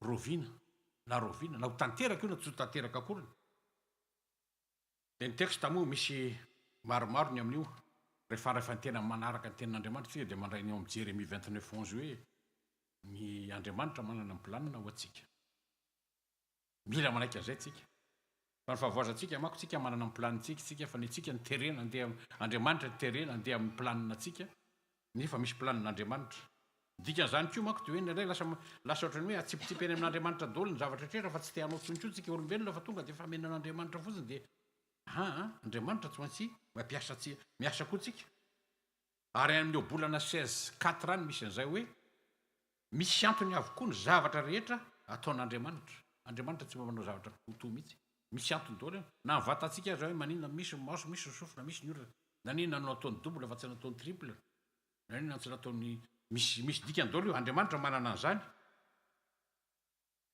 dia ny anankiray le any amin'ny obolana eo ihany amin'ny obolana 16 maromaro dia hoe ny olombelona manana ny fikasany fa Andriamanitra no manatanteraka azy ka rehefa raisina amin'le hoe mahasoa rehefa tambatra izy miaraka amin'le Jérémie 29:11 dia raha tsy tanteraka amin'ny projet anao indraindray dia mbola fantatr'Andriamanitra mbola mety tsy mahasoa fa mety tsaratsara kokoa no iny nomeny zay ny fampianarana antsika zay ny anaika zay sitrapon'Andriamanitra zay mametraka an'izay tsika aloha rehefa tsy mametraka an'izay tsika moa fa hoe ny ihany no marina dia anao indray iny aloha fa zay ny zavatra anankiray zany amin'ny rehefa tonga le tomba zany de iny zany le manana ny le vœu tsika. Dia ny ao amin'ny Deutéronomie iny zany dia le mivakina teo de zao Andriamanitra manome arakaraky ny toetrany ny olony. Ny fahasoavana rehetrarehetra raisina dia miankina indrindra amin'ny fankatoavana an'Andriamanitra. Fankatoavana an'Andriamanitra dia mahazo tombontsoa tsika. Rehefa tsy mankatoa tsika dia tsy mahazo hafa ny valiny. Dikan'izany dia zao zany tsika tsy maintsy manakina ny fiainantsika amin'Andriamanitra. Ny zavatra rehetra dia miankina amin'Andriamanitra. Ray mpimaso ny rehefa foan'Andray mandeha dia zay noho izy. Ny androtsika aza tsisy mahatombo tsika na segondra ray aza rehefa ataon'ny Andriamanitra tapitra ny anao androany dia vita ny asanao. Dia eo dia tonga dia vita. Fa samy manao ihany tolona mbavaka daholo any rehefa tonga ny marary mafy teo zao ny farany teo ipaparay na ipelé le mpanao baolina iny aza moa efa elaela izy narary efa nivavahana foana mipaparay masina le teo aloha efa ny démission satria fa tsy ara-tsaraka ny fahasalamany maty 31 décembre. Raha sitrapony angamba mbola nieritreritra mbo tafitany 1er janvier izy nefa dia maty maly izy le maly satria zay na mivavaka azy izy mpanompon'Andriamanitra izy olona tena teolojiana faisa zay mahay indrindra le papa vao maty maly iny. Fa rehefa zay ny tonga ny tenin'Andriamanitra tsy afaka manampy tsipika na segondra ray aza rehefa tonga le izy. Mila manakina ny fiainantsika foana zany dia manaiky izay fandarana sy ny sitrapon'Andriamanitra zay tsika. Dia rehefa fomban-javatra zany rehefa tonga ny farany taona rehefa mivoatra zao ny tana dia manao le hoe manao bilan. Zay ny tena marina. Misy izy any amin'ny Samuel voalohany toko 5:10 sy ny karazany misy teny maro. Fa ahoana zany ny fanaovana satria zay le izy hoe comment faire le bilan spirituel zany en fin d'année. Amin'ny entreprise dia tsotra. Comptabilité no manao an'iny za tany amin'ny direction financière nanao an'iny foana ny asako rehefa tonga ny taona maro 20 taona ny tamin'iny manao ny rehefa tonga dia hoe jerena le société ny farany. Ny boîte ny la poste angeza be reny tamin'ireny dia hoe inona ny entreprise zany dia hoe mahazo tombony izy bénéficiaire na maty antoko izy dia déficitaire na izy tsy nandroso tsy inana fa dia stable tsy nihetsiketsika teo. Dia inona moa zany rehefa misy an'izay izy dia rehefa hitan'le valin'izay dia maninona rehefa te hampitombo foana izy zany te ho tsara foana kokoa zany hoe rehefa tena mandeha tsara le izy bénéficiaire dia maintenir la cadence zany hoe toiziny iny tsy hovana. Ary indraindray rehefa diso mandeha mafy loatra dia mila manao ralentira ihany hoe manitsaka frein kely ihany satria raha zany mipoaka. Rehefa mitondra tomobile tsika zao dia mandeha malala fa mandeha tsara ny autoroute mandeha tsara ndray miakatra tomobile tsy hita maso akory raha vombatatazaka tomobile miakatra 160 180. Tamin'ny androko aloha teto Frantsa tambola tsisy ny inona moa teo tsisy ny radar 220 fandehanako amin'ny autoroute 160 ny raha minimum. Na tany Madagasikara zany alatany Mazanga makany Tananarivo mitsotra fotsiny tamin'izany fotoana zany tsara ny lalana sy folo tsy latsaka mihoatra tsy ferany. Atsirabe Tananarivo adinroa ny fanaovako azy maximum tamin'izany fotoana zany. Mirimorivo zao fa aveo maty ny tomobile potika ny tomobile ny mamako ny an'izao dahako. Zay le izy. Itsika koa zany ndraindray rehefa mandroso dia mandroso aza atao mafy loatra ny cadence fa sao mipoaka tomobile ritsahana foana ny accélérateur hatramin'ny farany mipoaka ny motera amin'ny farany misaofy fa tsy maintsy manitsaka frein machine dia fi zany anjarany tsirairay avy mahita hoe eto lasa loatra maka fotoana kely satria sain'ny tompo tsika mijanona kely ray saina kely mandinika ny lasa indray vao manomboka manohy. Zay le fiainana rehefa mandroso izy dia rehefa déficitaire moa izy dia fatana raha tsy mety dia misy zavatra tokony ho atao zany le izy. Dia tsika zany zanak'Andriamanitra dia maninona ataoko teo frantsay ngamba izy dia mora kely satria haitsika daholo izy dia hoe nous enfants de Dieu, le bilan de notre marche avec Dieu, le bilan de nos relations, de nos projets, le bilan de notre ministère, de notre mariage, de notre foyer rehetrarehetra reny zany no entina ao an'Andriamanitra. Tsika amin'ny zanak'Andriamanitra dia zay fiarahantsika amin'Andriamanitra natao bilan niaraka ve sa tsy niaraka, nanahoana ny fiarahako tamin'ny rehetrarehetra, nanahoana ny fikasako rehetrarehetra, ny asa nampanaoviny tompo aho. Dia manao ny bilan io zany tsika ahafahana manitsy indray hoe manitsan'izay atao zany raha positif izy na negatifa dia mitovy ihany na matériel io raha ohatra ny amin'ny entreprise na ara-panahy io na ara-pahasalamana io de tsy maintsy misy an'izay tsika rehetrarehetra na le tia vokatry ny fo misy ny positif misy ny négatif ary mandalo am'izany foana tsika ninona mandritry ny manomboka ny minitra segondra voalohany amin'ny taona ray mandrapatoka ny minitra farany amin'ny taona iny dia mandalo an'izay tsika miakatra positif de négatif miakatra midina zay tsika fa tsy misy hoe tsy positif foana misy koa ny négatif foana de lasa mila meritreritra foana zany fa zay no fanaovana azy dia napetraka zany tsika anao bilan fa critère 10 zany le izy zavatra araka ny soratra masina le izy de any amin'ny Jean 17:14-16 any le hoe nareo koa napetraka eto amin'ity tany ity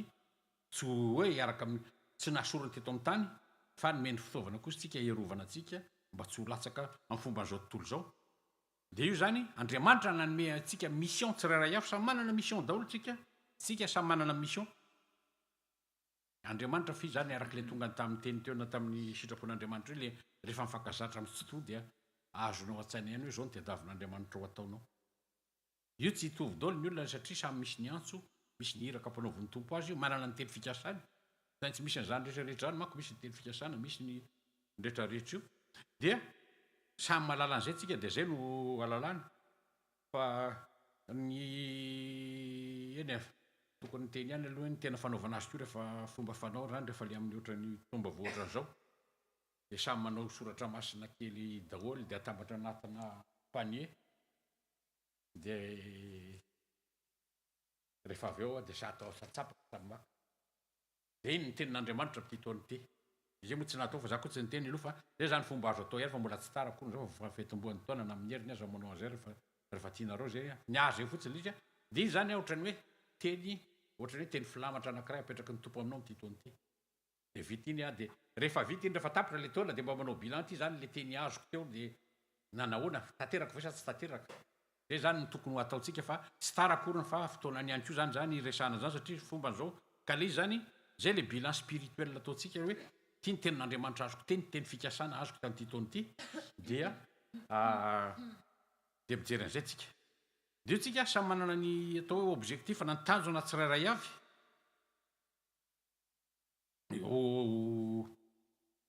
tanjona ataotsika ho an'Andriamanitra de io zany le critère divine moa zany ny fanaovana azy de inona ny critère divine na tena isan'le hoe critère anaovana azy dia ny finoana ny anankiray any amin'ny finoana ny anankiray hoe manana finoana ve sa tsy manana finoana satria zay raha tsy manam-pinoana ianao tsy ho amin'Andriamanitra ary rehefa manana finoana ianao de hoe hiasa am'izay keo ny manaiky ho avoazy ny fanahy masina rehefa tonga miasa aminao ny fanahy masina araka ny teny rehetrarehetra teo dia mandroso am'izay ianao izy ny ampianatra anao ananatra anao hitaridalana anao manaiky ho tarity ny fanahy masina ary zay mazana mpifoazana atsika zany indrindra manotro hoe manaiky tarity ny fanahy masina fa zay no ampianarana le fanaovana bilan zany am'le amitsika dia mila an'izay tsika mila manana finoana aloha de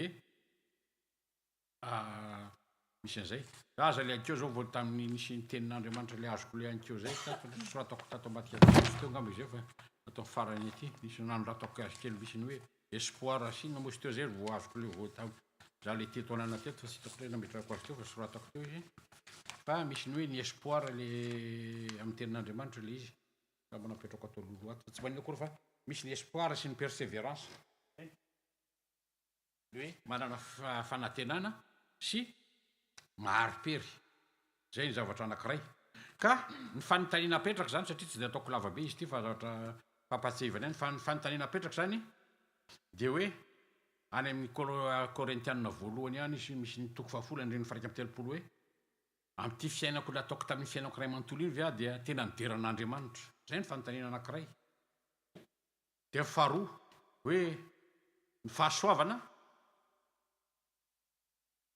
mbola mandray fahasoavana foana avy amin'Andriamanitra zao sa tsy efa retsika ihany teo koa le tamin'ny teny teo azy fa tamin'ny sitrapon'Andriamanitra teo efa hoe nandray fahasoavana avy foana sa tsy nandray fahasoavana ntsony tatoato dina ny takiny zany rehefa manaiky an'izay ianao de misy ny fanetretena no angatan'Andriamanitra amintsika zany amin'ny zavatra trehetra zay ataontsika ny fanetretena manaiky rehefa misy zavatra hoe tsy voala azoko misy zavatra nagnano tany tena ka tsy azy dia mila manontany tena de hoe ahoana zany de mivavaka indray de manaiky satria zao Andriamanitra dia ny olona manetry tena ny tian'Andriamanitra fa ny olona le miavonavona posy any de halany io ary saziny mihitsy io zany nisan'ny eritreretintsika de anjarantsika koa zany za hoe de tena ny avonavona be tamin'ny anina mbola nytanan'olompovy mbola anisan'izao zany le izy any am'le ara-panahy daholo ny tena ijerena le fanontaniana apetrakantsika de fanontaniana anankiray io de mba nitondra zava-baovao ve nitera-boka tsoa ve ny zavatra nataoko tamin'ny olona tamin'ny fianakaviana sy ny asan'Andriamanitra rehetra teraka voka tsovy tamin'ity sa nitera nitondra fanakorotanana zany no eritreretintsika tsirairay be da be le fanontaniana mipetraka fa apetraka fotsiny zany le fanontaniana mipetraka de niezaka avy mba hitondra fiadanana hitondra fifaliana hitondra ny fahamarinan'Andriamanitra zany ko de mbola be da be zany amin'ny Romanina 14:17-18 any misy an'izany de ny fiainako ve de ty tena avy de za fotsiny jereko sa mba mijery ny hafa nefa io misy afatra ny tompo hoe tiaviny namanao tahaka ny tenanao sy ny zay mba nataonao rehetrarehetra amin'ny hafa de ataonao ohatrany amin'ny tompo le hoe tonga am'le hoe tsara kokoa ny manome no mandray fanontaniana apetraka kokoa zany spirituel amintsika hoe moa ave mba mizara sady faly mandray fotsiny matetika manko ny fitenenantsika rehefa mandray de zay ary nazaza taloha rehefa manao belodo io zany kristianina moa faly mandray faly foana rehefa misy mamedy efa misaotra foana ny kristianina hoe tena zay le izy de misaotra nefa ny tena takin'ny tompo koa dia ianao koa mba tokony anome de zay zany izy de mandeha ve atsika amin'ny fatahorana sy mifanekena an'Andriamanitra zay le izy de araka le teny efa azontsika teo tany amin'ny Josiane teo de ny fitiavan'Andriamanitra araka ny teny tokoa le amin'ity Deutéronome ity de hoe mandray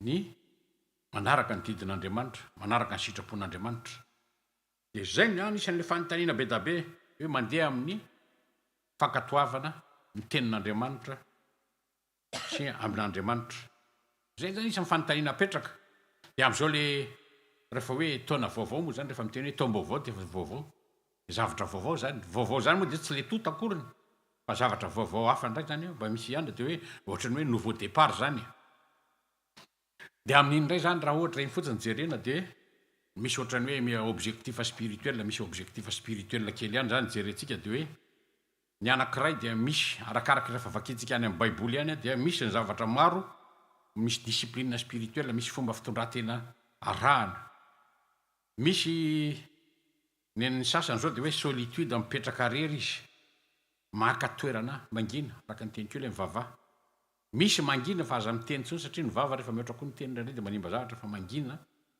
neny Paoly zao de nanoratra ny nataony neny sasany manao jeune reny zany samy manana tsisy azo atao regle hoe ianao tsy maintsy manao jeune fa za manao jeune ianao tsy maintsy mangina fa za mangina io ny fanahy no mibitsika sy manaiky taritiny fanahytsika de zay ny anankiray zany mamorona ny discipline hoe de zao aho zany tsy maintsy hivavaka rehefa isan'andro am'izao orana zao na rehefa misy zavatra mahasorena de aloha tsy teny fianatra hivavaka vo zay vao miteny zany le discipline ampianarin'Andriamanitra mba vaovao ndray zany fa tsy atao ohatran'ny routine ohatran'ny mahazatra de tonga de fa zay de tonga de zay foana le izy dia mila mivavaka amin'ny fomba vaovao koa zany le mivavaka amin'ny fomba vaovao de inona ary zay moa ny tena mahatsara antsika ny hoe amin'ny toram-panahy satria toram-po mantsy satria ny fanahy masina zany no avela hiasa de ny fanahy masina no miteny na mitorina manina fa na zany izy moa mila miomana fa tsy manao tsenjery satria manko zany rehefa voazana be da be rehefa indrindra na mpianatra raha manao an'izay efa afa de tsy mila manomana fa zay tonga de ataoko misy mavita an'izany ihany fa manaiky izy rehefa tena miaraka amin'ny fisiroatra masina moa izy miaraka amin'ny fanahy masina izy de mahavita an'izay teny avoaka ny fanahy masina ihany fa na zany izy misy la fiomanana na ny ahafahanao fotsiny manao hoe relation amin'Andriamanitra zany hoe mifona mibebaka araka ny liturgie ny mifona mandera makalaza mibebaka mifona amin'Andriamanitra de zay ny zavatra lehibe aloha de avela hiasa ny fanahy masina satria ny fanahy masina no mitaridalana mampianatra mananatra dia velomina zany le fiainam-bavaka tsofitsofina le afo fiainam-bavaka ho tena velona tokony anana fiainam-bavaka anay moa sarotra be promotion ampiandrinay hoe fiainam-bavaka fa le titre sa tena ngeza fa le tena miaplike azy sarotsarotra ihany tsy vita lava minambary mavita intelo isan'andro tsika fa mivavaka ndraindray raha mavita intelo isan'andro ndraindray rehefa maraina efa taratara tonga de mifody risika ndray vao mifody efa ndraindray tonga de mijery aloha sina le message tatsy aloha ohatran'izay atory rehefa defa vizaka fa aloha tonga de atory za aloha tsy manao tsony le atory eo mpandrinany hoe ivavaka mitsilany mifananandra nimpolo fa manao zay tsy tonga oatra amin'ny amenina de restory tsy maintsy mipetraka aloha mety misy mavita fa za tsy afo ihara fa za aloha tsy mavita an'izay misy manko defa de matory ndraindray moa azy ndraindray rehefa misy lefa lesy io tsy atao lava be loatra ndraindray misy reraka indrindra rehefa le ohatrany hoe fa reraka ohatrany hoe maleriva tsy mavita zavatra lava be no fa izy hitarity ny fanahy masiny zany fa iny tsisy regle hoe tsy le izy dia mangataka koa zany tsika isako mamaky ny tenin'Andriamanitra mila mamaky ny tenin'Andriamanitra ary misy moa manao be da be misy any ako zao atao amin'ny telefona misy ina le hoe mamaky ny baiboly de ny baiboly voavaky anatin'ny herintaona le izy no favoazana amin'indray manko lasa ohatran'ny roman photo le izy le tenin'Andriamanitra manjary tsy voatsakotsako tsy eritreretina fa lasa fotsiny vakiny ohatrany hoe naka roman policier anankiray anao de manomboka amin'ny azo jusqu'à la fin de malina le tantara de mamaky an'iny de efa aveo de rehefa farany de fantatra fotsiny tao niala tetsy zay tonga tetsy fa tsy tadidy dao le atao ampovoany ny atsika nefa ny tenin'Andriamanitra de tenin'Andriamanitra fiainana zany hoe misy moa manao targetra zany fa za tsy manao zay targetra hoe tsy maintsy vita anatin'ny herintaona zay fa mamaky an'io de misy mamaky azy araka ny fomba hoe manomboka ny ary amin'ny Genesis hatrany amin'ny apocalypse misy arakaraka zay fomba hitarita ny fanahy azy fa ny tsara aloha de mahavaky azy satria le izy misy afatra Andriamanitra foana fa rehefa atao hoe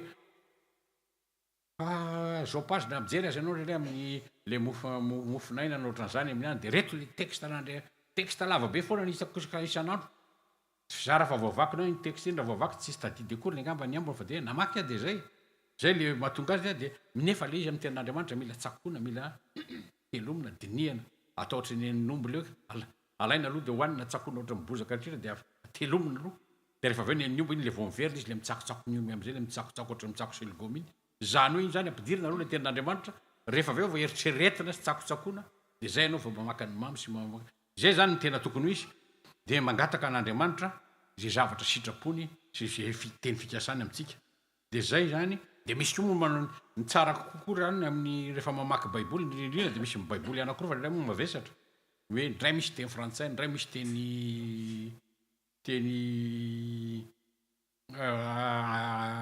teny gasy fa zao fa nahitao koa le misy ny baiboly sady teny frantsay ny teny anglisy ny teny gasy hitako tamin'ny any aloha fa ny teny frantsay sy teny anglisy teny gasy tsy de hitako misy any misy traduction ihany koa ka ny gasy aloha efa misy zavatra maromaro ihany vitany am'le mandrosy amin'ny baiboly fa de mandeha amin'ny internet moa tena ahitana azy be da be de zay zany le izy mba tsara ihany koa mamaky hoe tsy baiboly ty foana fa mba ampitoviana amin'ny vazaha izy zany satria misy le traduction misy tsy tena mitovy tsara raha tena mahiteny anglisy de tsara ny anglisy koa de samy manana an'izay zany fa za zany zavatra mba isany hoe zavatra atao ihany mba na samy teny frantsay za tsy mitovy ny version Darby ny Saint Louis second sy ny na tsy tena mitovy le traduction de misy arakaraka iny no manavatana anao fa iny zany manampy anao fotsiny iny dia ny fahatelo zany de ny ary hitantsika koa le amin'ny baiboly azao ohatrany hoe ao amin'ny filazantsara tretra ny ataon'i Jesosy am'ireo le izy efatra nanoratra io na tantara zavatra ray za tsy mitovy ny fanoratry Matthieu na Luc na Marc na John samy manana de misy manindry zavatra kely anankiray misy zay ny misy le hoe concordance ao amin'ny baiboly le concordance tsy napetraka fotsiny hoe iny de concordance fa rehefa tena vakiny de hita fa misy mifameno le izy de raha mahavaky an'iny tsara tsika de hitatsika ny tena votoatiny fa zavy moa ampianatra anareo fa nefa ampatsahivana fotsiny zany le izy dia ny anankiray zany de ny farany de le mivavaka ny zava-dehibe le fiainam-bavaka satria ny vavaka no fionana amin'Andriamanitra fangatahana amin'Andriamanitra de iny moa tsy maintsy misy foana ny hoe federana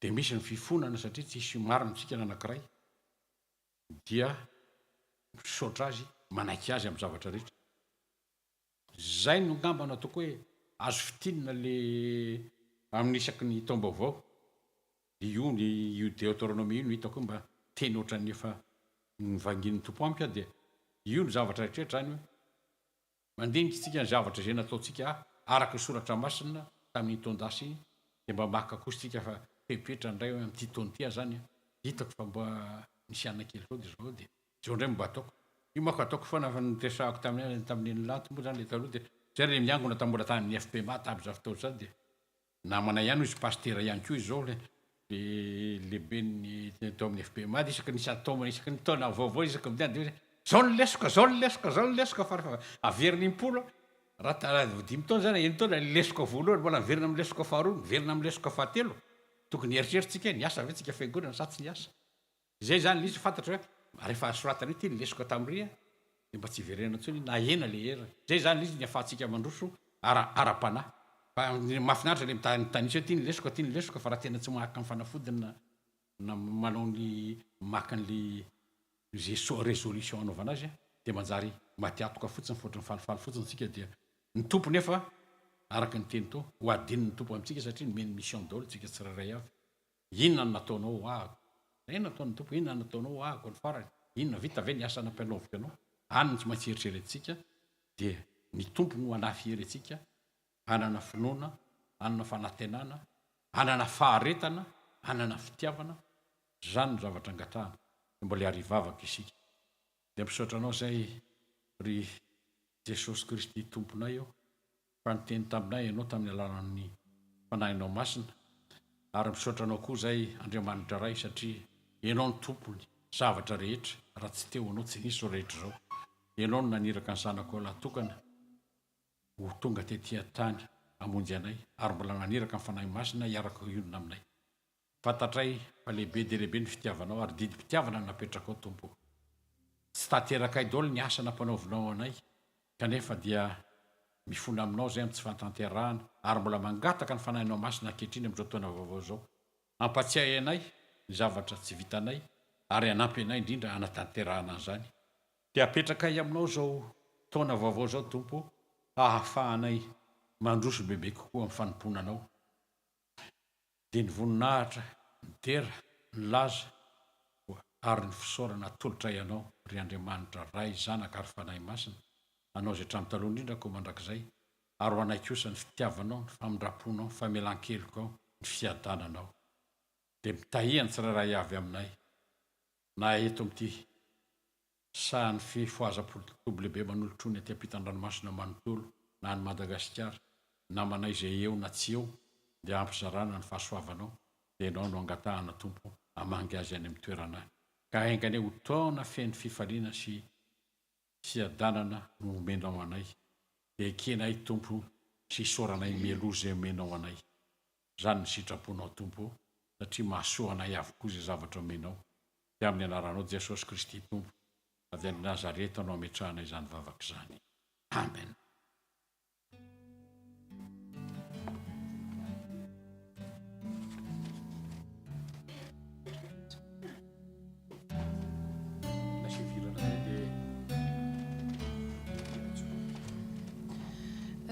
Tonga sady amin'ny firaisana latabatra amin'ny tompontsika ialana tsiny fa tsisy ny sampana chorale satria vitsy ny mpikambana tonga dia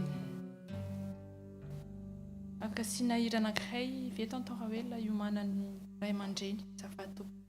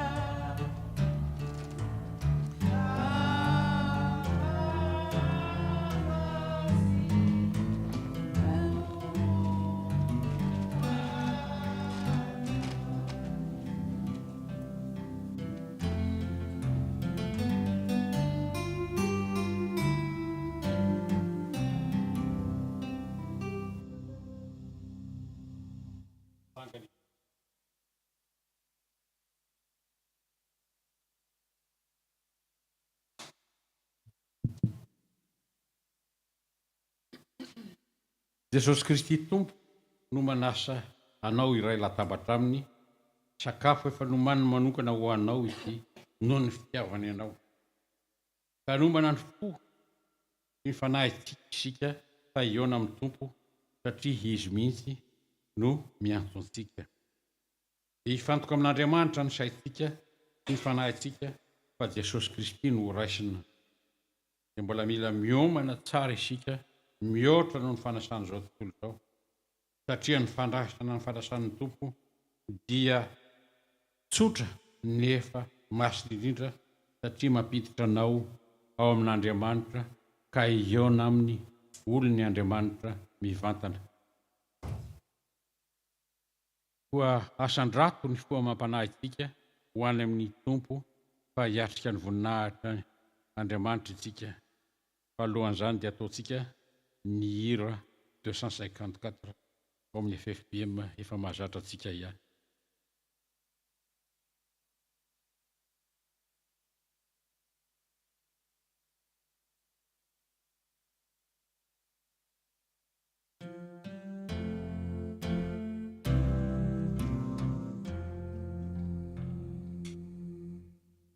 Aviry ary mangetaetao ka aza dia mba mamoy fo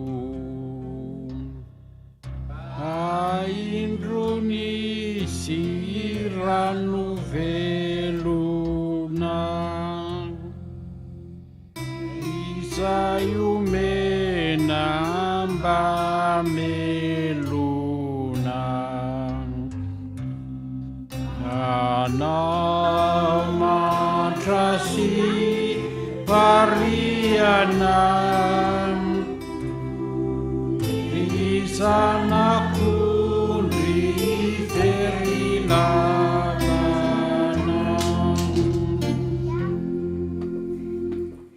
ny mofonaina no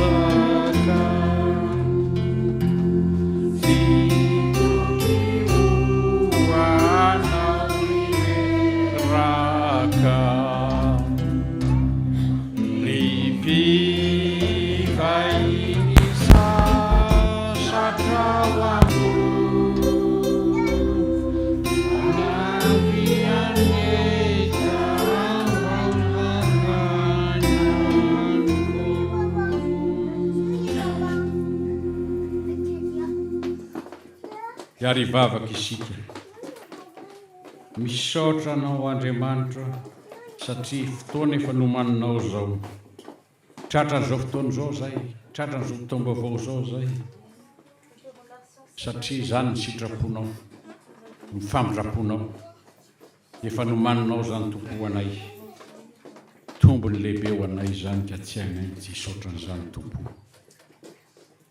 dia mangataka anao zay tay anay tompo ombanay na mivoaka na miditra na miasa na mipetraka na mitsangana na matory ianao no angatanay tahanay ombanay amin'ny fiainanay manontolo ary araka ny teninao tsisy arobaka zao ampelantananao fa ianao nefa momba anaika dia ianao no mbola hiaronay amin'ny asany raty rehetra ko tsy anana anjara aminay fa ho fifaliana sy fiadanana no iarahana ilalandava aminao. Eny tompo, zao koa dia ianao no nanolotra sy nanamboatra nyity latabatra masiny ity ka hoentinay eo ampelantananao zao latabatra zao ny ho tenatenanao sy ny tena rahanao Jesosy no hoaninay sosotronay eto amin'ny toerany ary mbola tombonao anay izany tompo dia ny mofonao Jesosy sy ny rahanao zany no tena fiainanay, sakafo mahavelona anay tompo. Dia mivavaka koa zay ho an'ny diakona zay zaran'izany mofo zany ary mivavaka koa zay ho an'ny mpanomponao rehetra zay andray zany mofonao zany tompo ho an'ny olona rehetra fa zany fanasanao zany tompo zavatra masina sy lehibe dia ianao Jesosy no niantso sy nanomana ka dia tsy hainy tsy hisotranao dia mbola misaotra Jesosy eo. Amen. Mipetraka isika dia ny hira manotro ny eo amin'ny 87 efa mahazatra antsika fa tsy hovavana loatra ny hira tsy novana fa manaraka indray ngamba ny 87 amin'ny hira antsika hifazana ihany.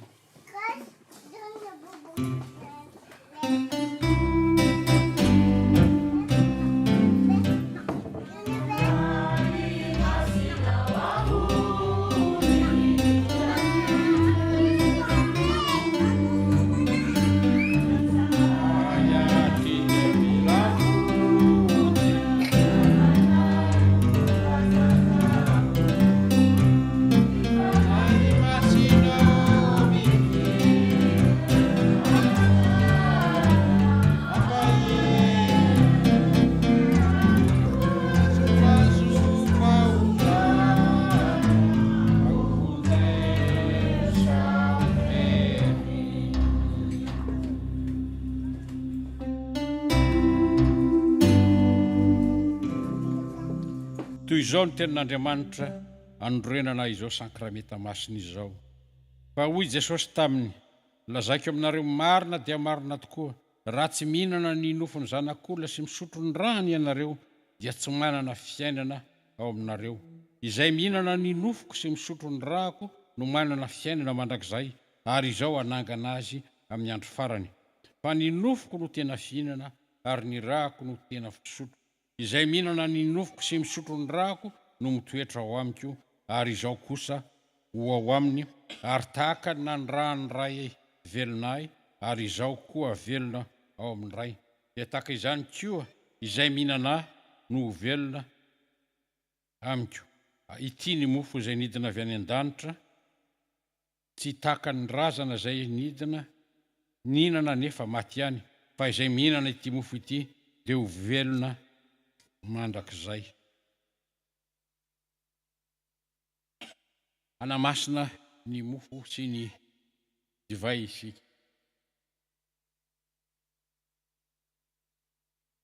Fa hoy Jesosy tompo tamin'ny alina izay nanamadiana azy dia nandray ny mofo izy ary rehefa nisaotra izy dia novakiny ka hoy izy, ity no tenako izay vakina ho anareo, izao no ataovy fahatsiarovana ahy. Dia araka izany koa ny kapoaka rehefa nihinana dia hoy izy, ity ny kapoaka ity no ilay fanikena vaovao amin'ny rahako, izao no ataovy ho fahatsiarovana ahy, na oviana na oviana no misotro ianareo. Fa na oviana na oviany ianareo no mihinana itony mofo itony sy misotro amin'ny kapoaka dia manambara ny fahafatesan'ny tompo ianareo mandra-piaviny. Kanefa mila manadio fontsika isika eo amin'ny Jesosy Kristy satria andray ny tena sy ny rahan'i Jesosy Kristy izay tena sarobidy sy masina tokoa. Hoy ny tenin'ny soratra masina hoe, ka nazovy no mihinana ny nofo sy misotro amin'ny kapoaka ny tompo amin'ny fanahy tsy mendrika dia ho melika amin'ny tenany sy ny rahan'ny tompo izy. Fa aoka ny olona mantatra ny tenany ary aoka izy hihinana ny mofo sy misotro amin'ny kapoaka, fa izay rehetra mihinana sy misotro dia mihinana sy misotro fa namelohana ho an'ny tenany raha tsy mamantatra ny tenany izy. Noho izany dia andeha isika anadio ny fontsika amin'ny tompo ary fona eo anatreny. Andeha koa isika angataka amin'ny tompo anomezany fanahy masina na masinan'i Jesosy Kristy izao famantarana izao, mba ho tenan'i Jesosy Kristy mahitsy no antsika ary ho tena rahan'i Jesosy Kristy no soatsika ary hitondra aina sy hery ho antsika izany. Dia hiary hitsangana isika ary hivavaka. Jesosy io anatanteraka ny teninao hoe na oviana na aiza no mihinana ny mofo sy misotro amin'ny kapoaka izahay izao.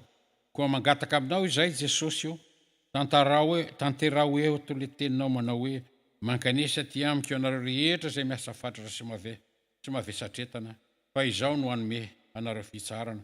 Tsy ilay teninao manao hoe izay manatona tsy mba ho lavitra mihitsy. Mangataka aminao ao Jesosy io, ampidino ny fanahy masina na masina ireo famantarana ireo, dia ilay fanahy masina nilatsaka tao Jerusalema tamin'ny andro Pentekosta rehefa nivory ny mpianatra. Ilay fanahy masina nidina toy ny voromailala teo ambony Jesosy rehefa natao batisa ianao. Amasino ny mofo ho toy ny tenanao, amasino ny kapoaka sy ny ao anatiny ho toy ny rahanao. Velona hosotronay ka hamelonanay ka hitondra aina sy hery ho anay ny fihinanana sy ny fisotrona azy. Tompo, mangataka aminao izahay, mamindrafo aminay, amarino izahay fa olomeloka mandrakariva eo anatrehanao. Tompo, amasino koa fa zava-masina no hoaninay, mba tsy hitondra fanameloana ho anay ny fihinanana sy ny fisotrona ny tena mandranao, fa hitondra famelan-keloka tanteraka ho anay. Amen.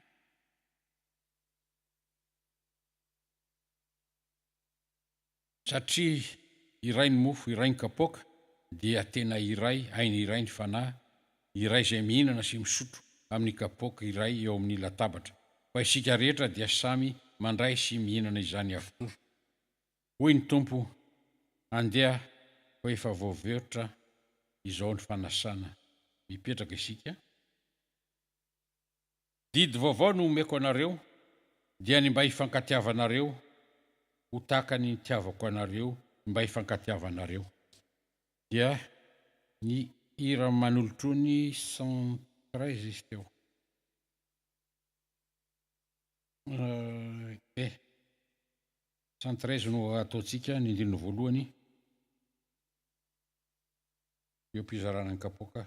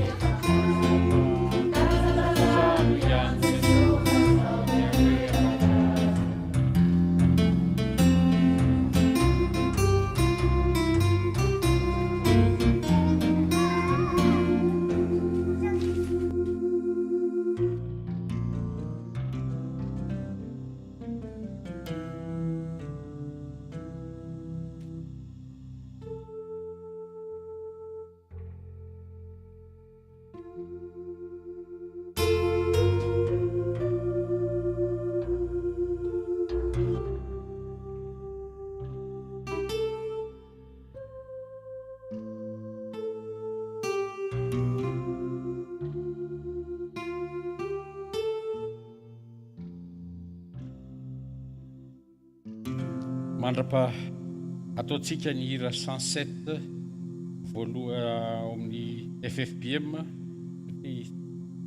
tsy ampy kely ny kapoaka.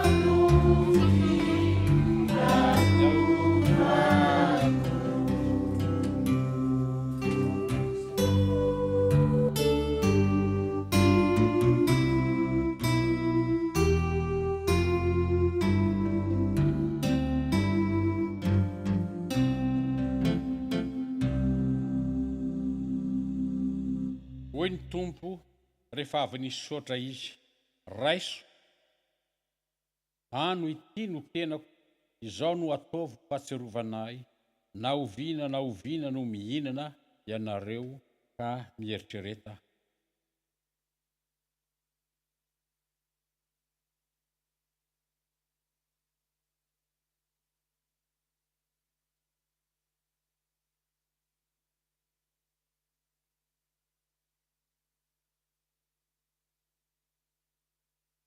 Miaraka izany koa, ny kapoaka rehefa nihinana dia natolony ny nataony hoe tionareo rehetra ity, fa ity no rahako dia amin'ny fanekena vaovao izay alatsaka ho an'ny maro ho famelan-keloka, na oviana no misotro ianareo ary misora ao.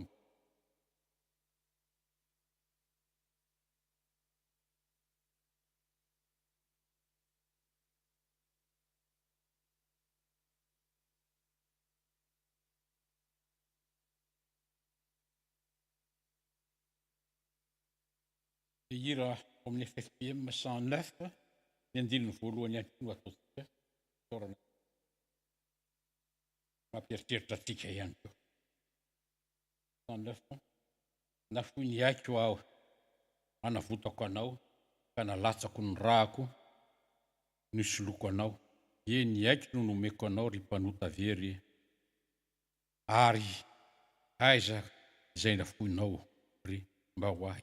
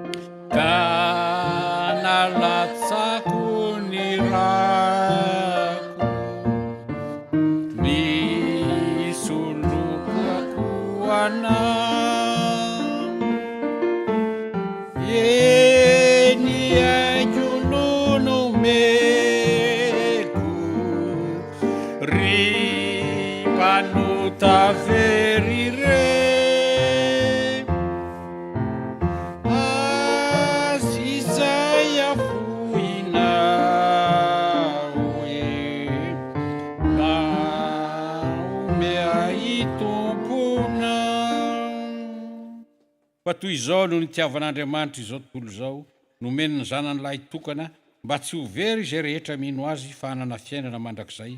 Fa Andriamanitra tsy naniraka ny zanaka amin'izao tontolo izao hanameloko izao tontolo izao, fa hamonjy n'izao tontolo izao. Izay mino azy dia tsy hoelohana fa izay tsy mino kosa dia efa voaheloka raha teo. Tsy mino ny anaran'ny zanakalahy tokan'Andriamanitra. Ary izao ny fanamelohana fa tonga amin'izao tontolo izao ny mazava nefa leon'ny olona ny maizina toy izay ny mazava satria ratsy ny asany. Fa izay rehetra manao ratsy dia mankala ny mazava sady tsy manatona ny mazava fandrao hita miariary ny asany. Fa izay manao ny marina kosa dia manatona ny mazava mba aseho ny asany fa atao amin'Andriamanitra izany. Dia mbola hivavaka isotra. Misaotra anao izahay Andriamanitra tsy toa fa nomenao anay ny tena sy ny raha any Jesosy Kristy zanakao. Ary mangataka aminao izahay amin'ny alalan'i Jesosy Kristy tomponay noho ny famindraponao lehibe sy mahagaga mba ho asoavinao ireny zavatra nomenao anay ireny sy mba ho ampitombonay ny finoanay anao ary ny fifankatiavanay mpanomponao. Misaorany Jehovah ry fanahiko ary izay rehetra atao anatiko. Misaora ny anaran'ny masina. Misaorany Jehovah ry fanahiko aza misy adinonao ny fitahiana rehetra izay mamela ny elokao rehetra, izay manasitrana ny aretinao rehetra, izay manavotra ny ainao tsy hidina ny andavaka, izay manarona famindrapo sy fiantrana anao. Amen. Dia ny hira fifoazana 63 no ataontsika eo ampanangonana ny kapoaka.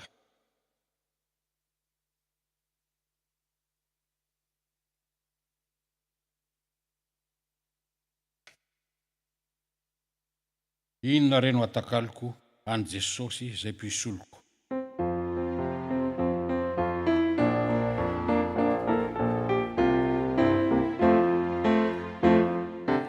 Inona reno atakaloko any Jesosy izay mpisoloko. Ny zavatra izay ozy fahasamorano evona. Azoniko ny toka tsy maty ny jiro ao ampo Jesosy tsy soloako na inona na inona na inona. Indro Jesosy no fiainako izy no manda fiarovako.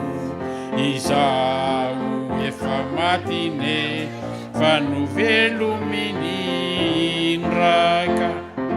Anatia mahatraza tika tsy mbola nafindrahoary Jesosy no anjarako. Ampy aiariza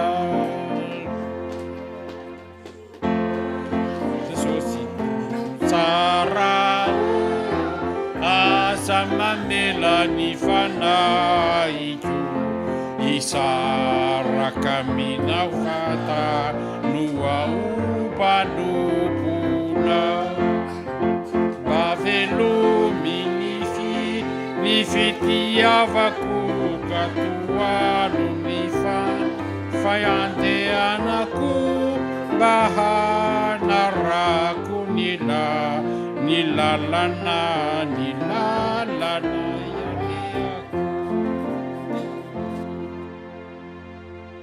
Ho antsika izay voavina andray ny tena sy ny raha any Jesosy Kristy dia hitsangana andray ny afatra.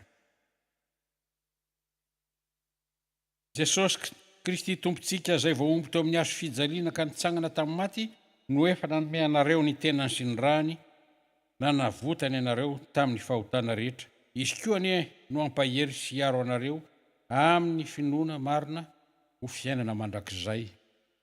Fa izay rehetra nandray azy dia nomeny hery ho tonga zanak'Andriamanitra dia izay mino ny anarany. Hanome hery antsika izy ka raha reraka anao androany azo atoka fanome hery anao Jesosy Kristy. Esory aminareo ny folentika rehetra sy ny fahavinirana sy ny fahatezerana sy ny fitabatabana sy ny fitenenany ratsy ary ny lolopo rehetra ary oka samy alemy fanahy amin'ny namany avy ianareo ka ifampiatra sy ifamela heloka tahaka ny namelany Andriamanitra ny helokao. Dia mifalia mandrakariva mivavaka aza mitsahatra misora amin'ny zavatra rehetra fa izany ny sitrapon'Andriamanitra ao Kristy Jesosy ho anareo. Aza mamono ny fanahy, aza manao tsintsinona ny faminaniana, fantaro ny zavatra rehetra, azony mafy izay tsara fadio ny fanao ratsy rehetra. Amen.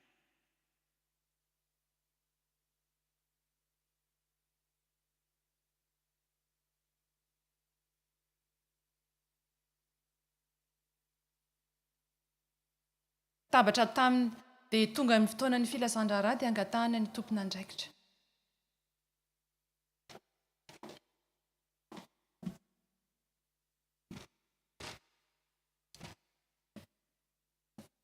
Dia mbola mamerina ny fiarabanantsika ry havana amin'ny anaran'i Jesosy Kristy Tompo ary dia mbola mamerina hatrany ny fiarabana tratry ny taona. Atsika tsirairay avitra hatranyizao taona vaovao zao 3 sy 2 zao dia ny fahasoavan'i Jesosy Kristy Tompo ho amintsika hatrany araka ny teny teo hitay atsika ny Andriamanitra hatramin'izao fiandohan'ny taona zao ka hatramin'ny fiafarany. Ny vaovaon'ny fiangonantsika ry havana dia tahaka ny mahazatra ihany isaky ny Talata sy Alakamisy maraina amin'ny 9 ny fiaraha-mivavaka amin'ny maraim-bavao, ny Alarobia hariva kosa amin'ny 7 alina dia fiaraha-mivavaky ny birao sy ny diakona ary fampianarana soratra masina. Ny azoma ampandrinesina amintsika mesazy eo ihany ny fiverenan'ny fampianaran'ny mpiandry. Ny asabotsy kosa dia toraka izany ihany koa mandefa mesazy ihany tompon'andraikitra ny amin'ny répétition ny chorale sy ny louange. Ny alahady ny fotoanantsika dia toy ny mahazatra ny 10 sasa-maraina tsy diso eto amin'izao kianjan'Andriamanitra izao ny fanompoam-pivavahana alahady 2 amin'ny heriny anio. Dia torak'izay ny vaovao antsika raha misy fanampiny dia manambaro ihany tompon'andraikitra ny voninahitra ao an'Andriamanitra irery ihany. Amen. Dia iroso fanatitra tsika dia ny fotsika no tena tolontsika an'Andriamanitra androany. Izany no tena fanatitra sitrak'Andriamanitra. Ao fampandroana ny asan'Andriamanitra dia ny manolotra mpifaliana koa dia akasitrahan'Andriamanitra ihany koa. Ataontsika ny hira voalahatra.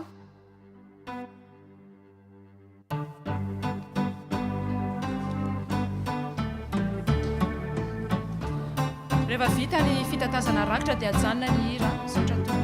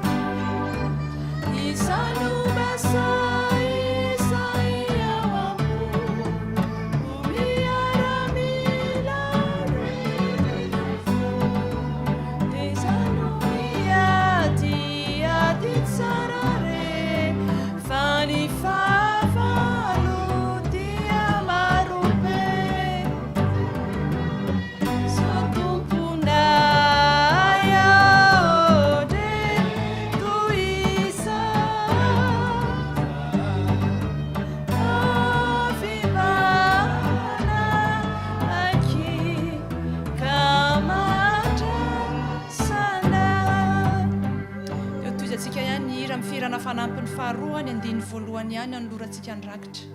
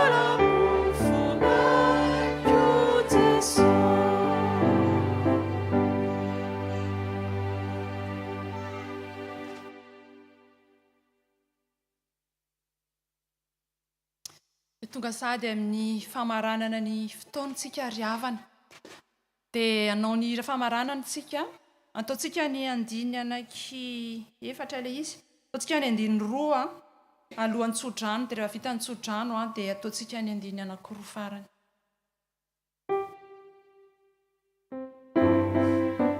Mbola ataontsika ny vavaka alohan'ny tapany faharoa.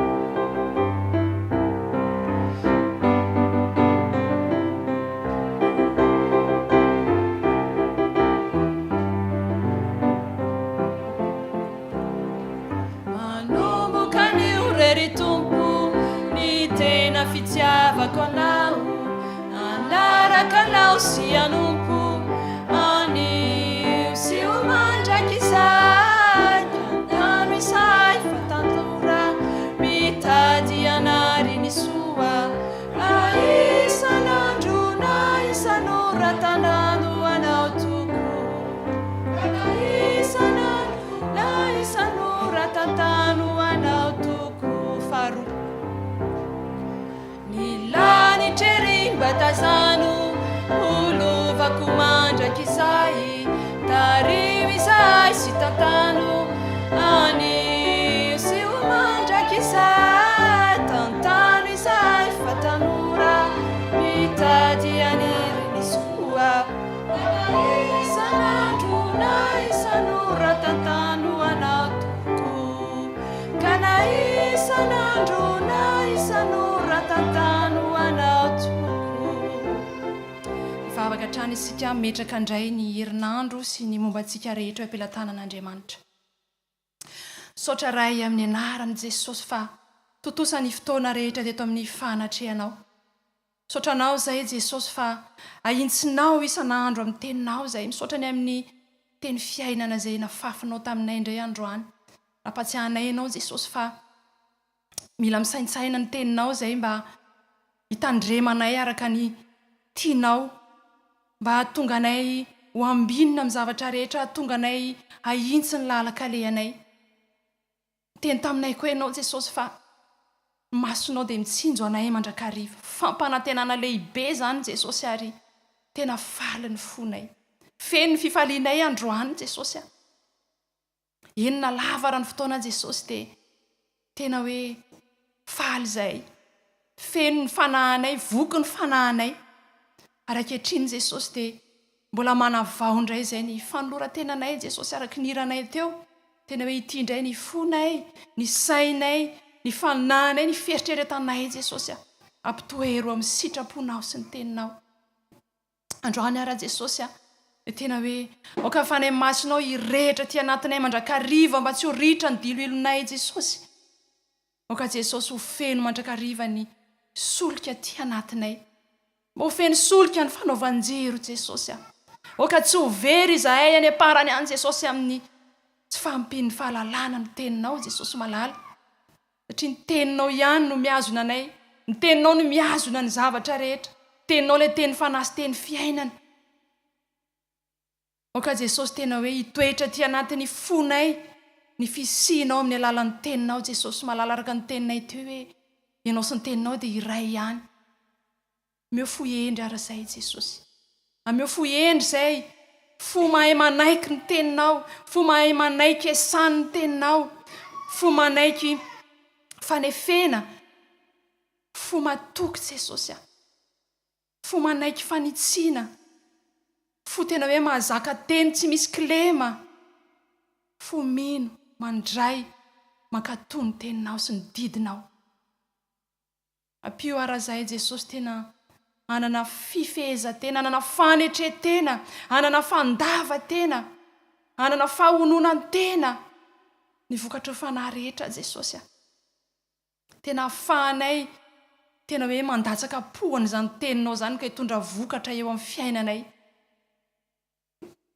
ankehitriny Jesosy dia mampianatra anay koa ianao tamin'ny teninao teo hoe fivavahana Jesosy tamin'ny quatre semaines zay nampianarinao hoe efa atombotra ny fiafarany zavatra rehetra ka mahonona tena amin'ny fivavahana androany mbola naverinao zany Jesosy oka ho tsapanay Jesosy fa tsy ny fivavahana isan-kalady ihany no tena fivavahana Jesosy fa indrindrandrindra ny fifankazaranay aminao isan'andro Jesosy malala ary nampianatra anay mihitsy ianao any amin'ny Matthieu 6 any Jesosy hoe idio amin'ny efitranao mangingina ao ianao namaly anay oka ho marina amin'ny olonao tsirairay zany androany Jesosy ho raisinay fahazarana ny firaisana aminao mandritra ny andronay rehetra Jesosy malala oka ho saintsaininay zany teninao zany Jesosy ka hitondra fiainanao anay vavaka zay Jesosy vavaka zay tahaka ny vavaky Jabeza Jesosy malala Jabeza nanao hoe aro amiko ny tananao Jehova dia ho aminay tsirairay avy ny tananao Jesosy ho amin'ny fiangonanay ny tananao Jesosy malala oka ianao no ivony zao fiangonana zao Jesosy ny finonanao Jesosy Kristy izany no ivo oka ny fitiavanao oka ny fihavanana avy aminao oka ny firaisapo avy aminao Jesosy nanjaka amin'izao fiangonanao zao ianao Jesosy nametrahana ny taom-piangonana ny taon'ny asa fampandrosoana ny fiangonana rehetra amin'izao taona vaovao zao dinao n'olo-tsaina Jesosy malala ny amin'ny zavatra rehetra dia misaotra Jesosy oka ho amin'ny tsirairay avy ny tananao Jesosy oka ho amin'ny ankohonanay ny tananao oka ho amin'ny zanakay ny tanoranay an'olo-tsaina azy ireo koa ianao Jesosy dia ampianatra azy ireo ny lalaka lehany Jesosy hitondra azy ireo amin'ny fahamarinanao hitondra azy ireo amin'ny sitraponao hitondra azy ireo amin'ny fahendrena avy aminao Jesosy malala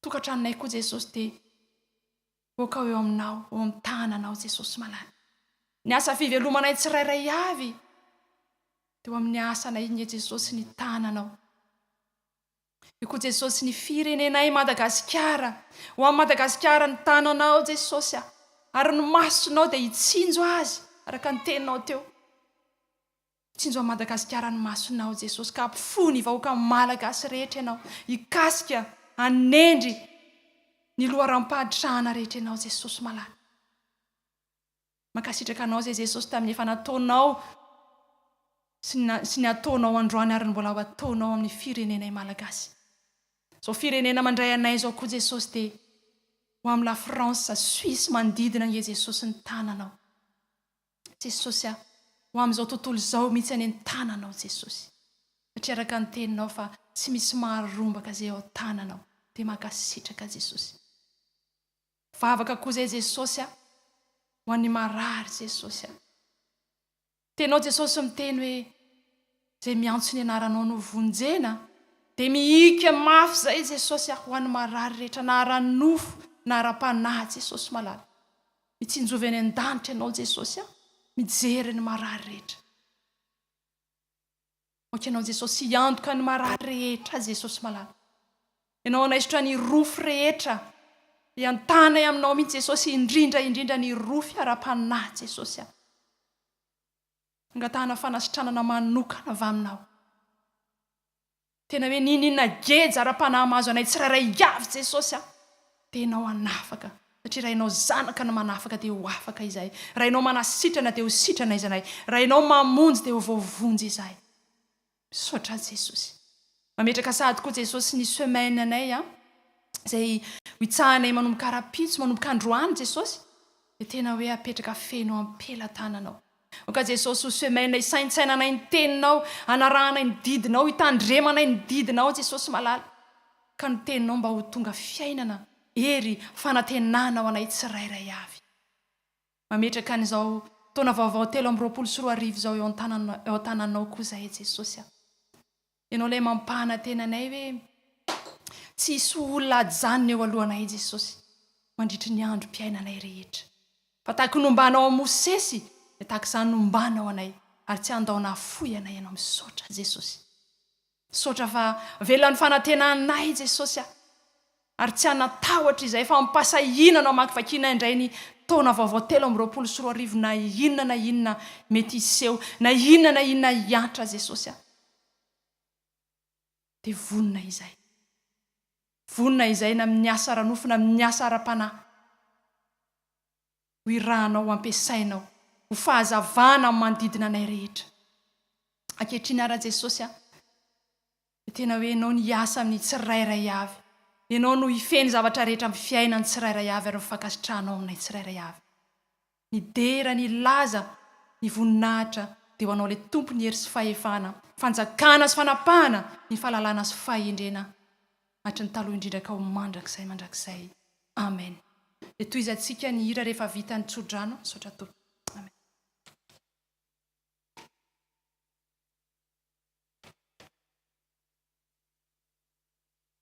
Tsangantsika dia raisy ny tsodrano izay tononona amin'ny anaran'i Jesosy fitiavana sy ampanetretena ary fanekena. Ary ny tompo anie ampitombo sy ampandroso anareo amin'ny fifankatiavana sy ny fitiavana ny olona rehetra dia takanay aminareo koa mba ampiorona ny fonareo tsy hanantsiny amin'ny fahamasinana eo anatrehan'Andriamanitra raitsika amin'ny fiaviany Jesosy Kristy tompontsika mba ny masina rehetra.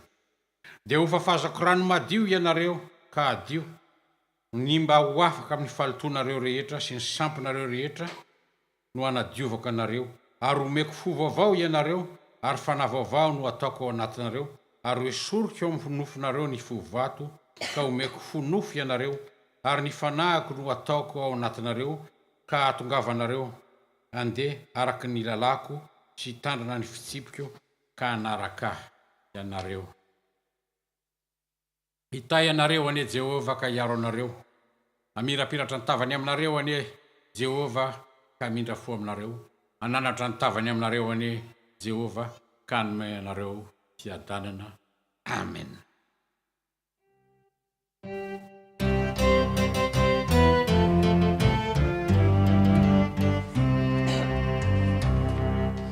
Jesosy no kapiteny iteko ny anao mitiaiko ao iteny andry sy mandrakizay tatanisay tanora mitady anariny soa ino zay andro na isanao ratonano anatompo ino zay andro na isanao ratonano.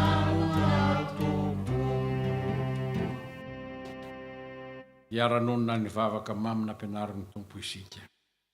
Rainay isainy an-danitra, ho amasina ny anaranao, ho tonga ny fanjakanao, atao any sitraponao ety an-tany tahaka ny any an-danitra, omeo anay an'io ny anna sahaza ho anay, ary mamela ny elokay, tahaka namelanay izay meloka taminay, ary aza mitondra anay amin'ny fakapanahy, fa manafa anay amin'ny ratsy, fa anao ny fanjakana sy ny hery, ary voninahitra mandrakizay.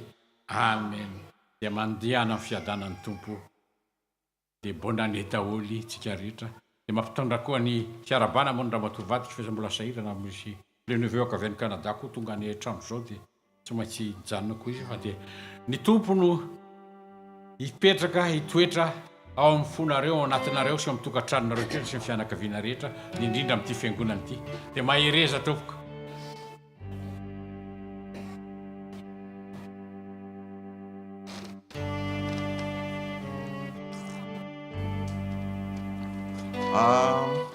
Mitana kely antsika vetivety fotsiny mbola faly mirahabantsika tratr'izao taona 2024 zao araka ny efa fampitaizantsika lahady voalohan'ny volana fandraisana misy fiaraha-misakafo iarahantsika amin'ny ray aman-dreny nefa moa noho ny fandamina amin'ny birao dia tsy atao androany le izy fa ho resahana antsika manaraka eto ihany zay no fampitaizana fa kosa noho izao vaninandro vaovao taona vaovao zao dia araka ny tenena teo hoe misy fampitaizana ny amin'ny ray aman-dreny zay tonga eto amintsika nampandray antsika ka noho izany dia misy solombody haiko kely avy amin'ny fiangonana ka soloko teny eto ialako tsiny mba soloko teny eto zany fa ny fiangonana rehetra FPTM eto Haute-Savoie dia misy solombody haiko kely ry Dado Pero ny amin'izao vanim-potoana zao ka tsy hainy eny tsy anadionanao sanatria fa kosa noho ny ahoana re zany noho ny fitahin'Andriamanitra zay omenanao isan'andro ahafahanao mivezivezy makaty Haute-Savoie makany Canada ka noho izany antony zany mba iangaviako tsika fiangonana rehetra mba hiara-tsangana ataontsika ahoana moa ny anajantsika andray aman-dreny zita maso nefa ataontsika ahoana hoe anajantsika an'Andriamanitra nefa zao ray aman-dreny zao tsy apetraka amin'ny tokony ho izy ka noho izany Dado Pero dia misy solombody haiko kely avy amin'ny zay fiangonana zay zanakao amin'izao vaninandro zao ka dia kely dia kely fa ny fonay manolotra no be da be ka ny teninay dia hoe mahereza fa mbola tsy mijanona ny asan'ny tompo ary mangataka amin'ny fiangonana mihitsy hoe mba hitrotro ambavaka antony ray aman-dreny tony satria erak'Andriamanitra tony tsy ataontsika tsinitsina sanatria ka zay no iangaviana amin'ny fiangonana rehetrarehetra hoe mba hivavaka ho an'ny ray aman-dreny satria izy no solotenan'ny tompo amin'izao sa lehibe amin'ny manolotrony aty ampitan-dranomasina zany tsy kely ny asanao fa tena lehibe tokoa ka ny tompo ane amin'ny hery ary indrindra fahasalamana amin'ny tombonandro zay sisa omenenao mba hahafahanao mahantanteraka ny azakazaka zay atao ety amin'izao tontolo zao ka dia ny tompo ombanao hivavaka tsika ho an'ny Dado Pero. Mbola misaotra manakariva zahay Jesosy ny amin'ny tombonandro zomenao ny mpanomponao zao mbola menao fahasalamana ezy tanjaka ary hiezaka tokoa ny amin'ny fanomponanao tsy hainy eny tsy saotranao Jesosy satria ray aman-dreny ara-panahy ataonay ahoana moa Jesosy no anajanao nefa tony ray aman-dreny zao no apetrako amin'itony ny vohatra sy tanàny tony tsy ajainay ka tonga n'izao vanim-potoana izao no ny anton'izany vanim-potoana izany no mba ahatsiarovana azy manokana mba ho tafianao hery fahasalamana ary tombonandro zay sisa omenao azy dia momban'ny fahasoavanao ary araka ny teny hoe aokany tsisy ahala ny fifalianay amin'ny fiarahanay aminao Jesosy Kristy dia voninahitra ho anao rery ihany misaotra tompo amen. No fiarahantsika dia atsangatsika ny tanantsika mba ho fakasitratsika ny Dado Pero dia misaotra indrindra tompo.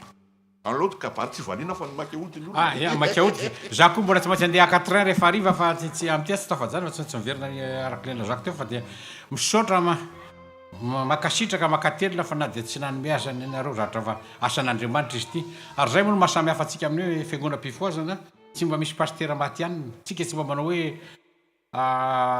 aladin'ny pastera na aladiny ihany tsika tsy manao an'izany fa ny atsika asa mamoepoana asan'Andriamanitra fa asan'ny tompo dia ataontsika ampitiavana fa dia misaotra betsaka lany rehetra dia ampitombon'Andriamanitra any aminareo fa ny zava-dehibe dia ny fifankatiavana ny androsoanareo amin'ny asan'ny tompo dia mahereza fa amin'ity taontsika ty raha sitrapon'ny tompo dia mbola isy zavatra goavana any volana me ihany ka dia efa trotrona-bavaka diny zao ny programma rehetra satria raha sitrapon'ny tompo dia anao isan-keritaona eto tsika amin'ny faran'ny volana me dia ho avy eo ny ray aman-dreny mitoby avy any Madagasikara dia isy koa ny fanokanana mpiandro sy ny mpanompo amin'izay fotoana izay fa dia efa mitrotro-bavaka an'izany tsika mba ho tanteraka satria tsy mora ny manao ny papie indrindra ny avy any Madagasikara tsika koa mbola manomana ny fandraisana an'izy ireo sy ny zavatra rehetra fa dia fapetraka amin'ny tompo tsy hoe eto Savoie ihany fa ny ampitan-dranomasina ray manontolo satria ny Paris miaraka eto a dia raha sitrapony tompo koa ny avy any Canada tonga ao avy eto. Zay ny zavatra efa nomanina satria amin'izay fotoana zay manko mbola ho an'ny Canada alohan'izay dia miara-verina amiko ny Canadianina makatỳ rehefa avy eo na za miverina kely aloha.